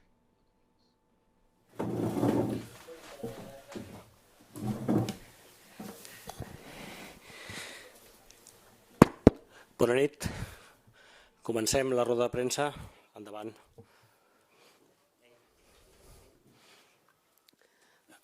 Hola, bona nit. Mireia Ruiz en directe a la TDT de Catalunya Ràdio. Com de preocupat estàs per la fragilitat defensiva de l'equip durant el partit d'avui, però també que porta arrossegant durant uns quants partits? Gràcies.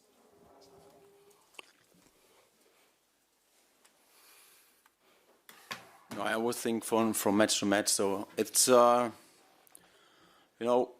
we saw today Champions League and how you defend. Bruce makes it very good. They defend well, but also, in the midfield, we have not the pressure on the ball. We don't win the duels in the midfield, so it's not easy for the last line, for our last line to defend these fast players. It was very easy with one contact, and so we have to work on that. We have to analyze everything, and we will speak with the players. And of course, on Sunday we have the next chance to make it much better. Hola, Hansi. I'll ask in English. You don't need the translation. I'll ask in English. Marta Ramon, en directe a RAC1, li preguntarem si cal canviar alguna cosa del sistema defensiu. Do you think you have to change something about the defensive system? Because lately we've seen the opponents damaging you very quickly and very easily. What can you do as a coach at this point to improve this situation? We can make it like this, that we make a low block and then we defend in the last third, or we go on our way, our philosophy, how we want to do it, and make things much better. I think it's the most important thing. You can see that also in other teams, when there's no intensity, you have no chance in this Champions League. So everyone is able to play very fast, to make them transition very fast, and again, Bruce makes it really, really good. So like we expect, and like we said also to the players. And I think when you see the first goal last season, for me, 100% 2 meters offside or 1 meter offside, clear offside. This we struggle a little bit. We have not the confidence, and of course we can speak about to change everything, but I'm not a coach to change this, because we want to play like our DNA is, and we don't want to defend in a low block and then we make maybe some transition to win 1-0. No, 3-3 is not the best result for us. We came back after every goal, so this is a positive thing. But we have to speak about this match. Hola, Hansi, aquí. Bona nit, Joel Gadia de BTV. En la línia de la pregunta que et feia la companya i de la teva resposta, entenc que tu veus, entens que el problema que teniu a nivell defensiu no és del mètode que utilitzeu, sinó del rendiment dels jugadors tant d'atac com en defensa a l'hora de defensar, que el problema no és del model, sinó que el problema és del rendiment dels jugadors a nivell defensiu, no? Gràcies.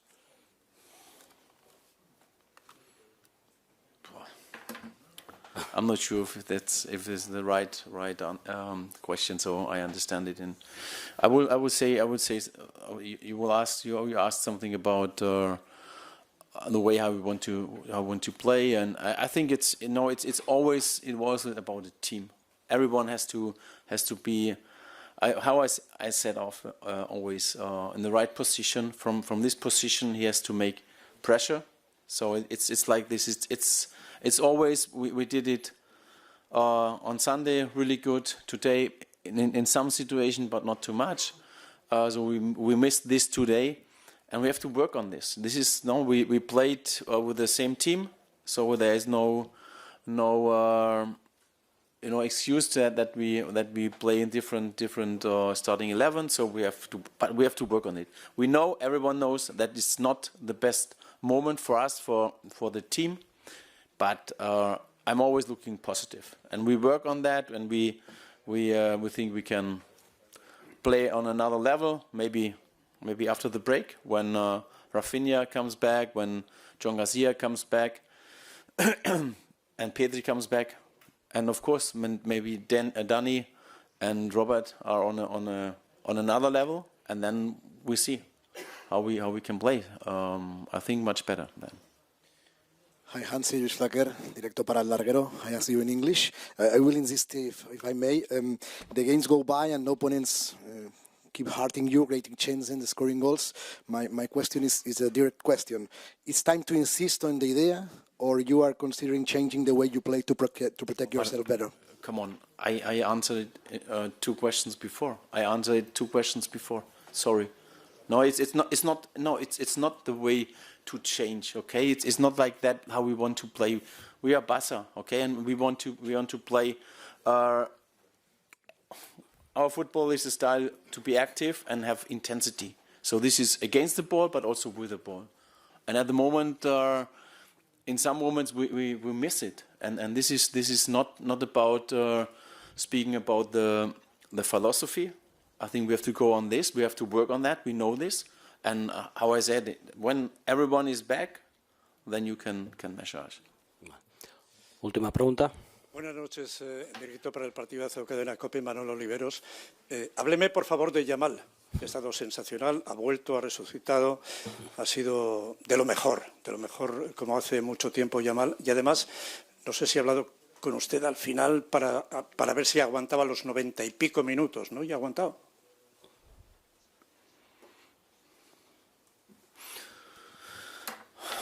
I said, I'm happy that Lamine is back on this level, but how I said also after the match against Elche, we don't know what is tomorrow. We don't know what is on next Sunday.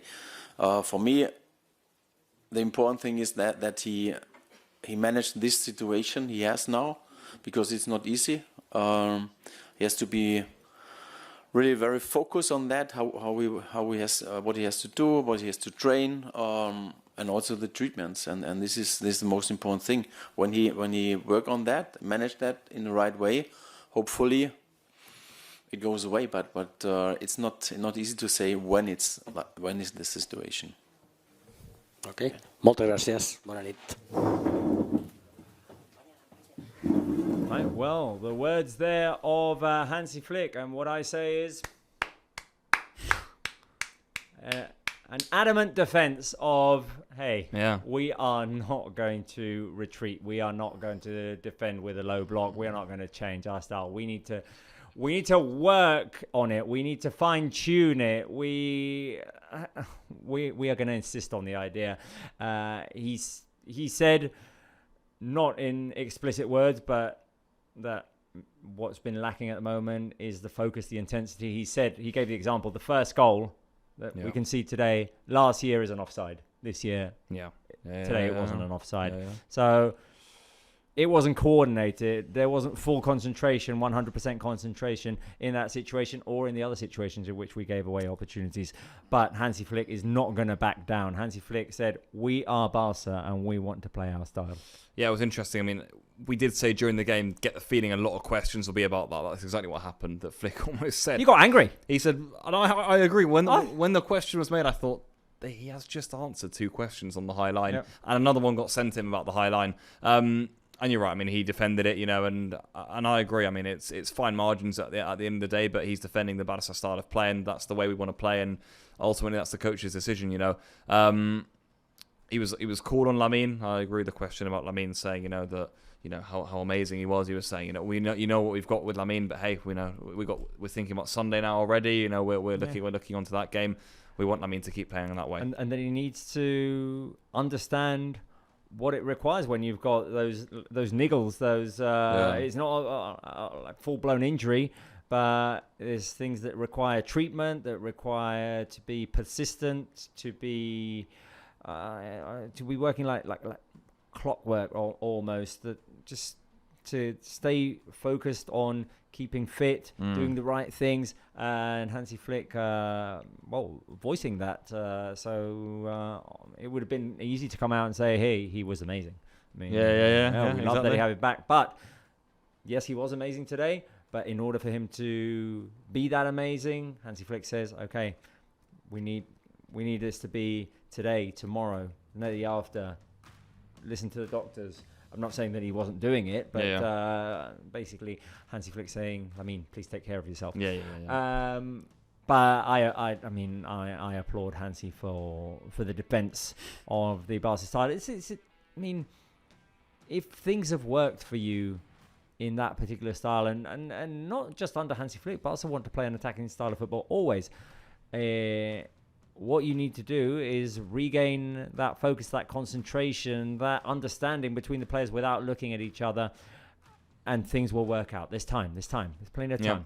Yeah. I mean, that's it. I think it's something that's going to be worked on throughout the season. What we can hope, Robert, is that this is something that develops as the season goes on. I think, to be fair, even last year, we probably started to take off really from the Super Cup onwards. I think we started really strongly September, October as well. We were excellent against Bayern and Madrid, of course. And then we did dip in November and December, of course, and we struggled. Let's see if this year it can be a bit of a slow burner. And hey, maybe, it will get towards the latter stages, the February, the March, when you need to be strongest. And he also mentioned, hey, I hope after the international break, he named them. He didn't want to name them. He named them. Joan Garcia, Rafinha, Pedri. He said, hey, Olmo and Lewandowski will be at 100% maybe. He said that's going to help us too, naturally, which I thought was also worth pointing out. Definitely. It's rare that Hansi Flick names them, calls the players by name. But obviously, when you think of the caliber of those players that are missing right now, we spent the entire season last year saying it's not the players, it's the system. So we can't come out and say that the only excuse is the players who are injured. But think of who Rafinha and Pedri were in the Hansi Flick system last season. Think of the start of the season that Joan Garcia had this year. Think of the importance of Dani Olmo and Robert Lewandowski last year. So obviously when those players are 100%, it's going to make a difference. We are waiting before we end the show to hear from Lamine Yamal, an interview that we'll be able to offer you in just a couple of minutes. So stay tuned. Stay tuned if you want to hear from the MVP of this game. Okay, well, we have got him. There you go. Let's listen to Lamine.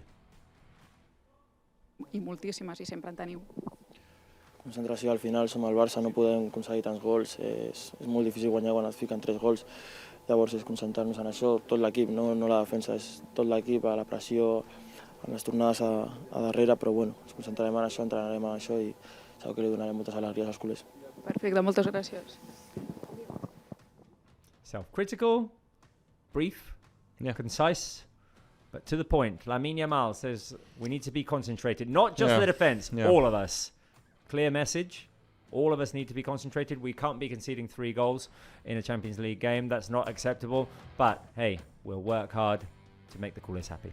Yeah, no, nice from me. I think he was self-critical. He said it's hard to win games when you concede 3 goals, and that's a good point, And he also said not just the defense, like you said, whole team. We need to work on that. The press needs to be better to make that right. They'll work hard to make all the coolies happy. We end the show on a high, guys. It wasn't possible tonight in Bruges, but hey, punto es punto. A point is a point. We continue, and on we go. Next up in the Champions League is Chelsea. Next up in La Liga on Sunday is Celta. Before that, reminder, on Friday, we're coming to you live from the Spotify Camp Nou for an open doors training session. Exciting times here on Barca's YouTube channel. Be sure to tune in on Friday. Pablo, I'll see you Sunday? Yes, Sunday for Celta. Yes. Sunday for Celta. Important league game for Barca before the international break. Thank you for sticking with us, coolies. We'll pick ourselves up. We'll come back better. Come on. Visca el Barça. Bye. Visca el Barça. Adeu.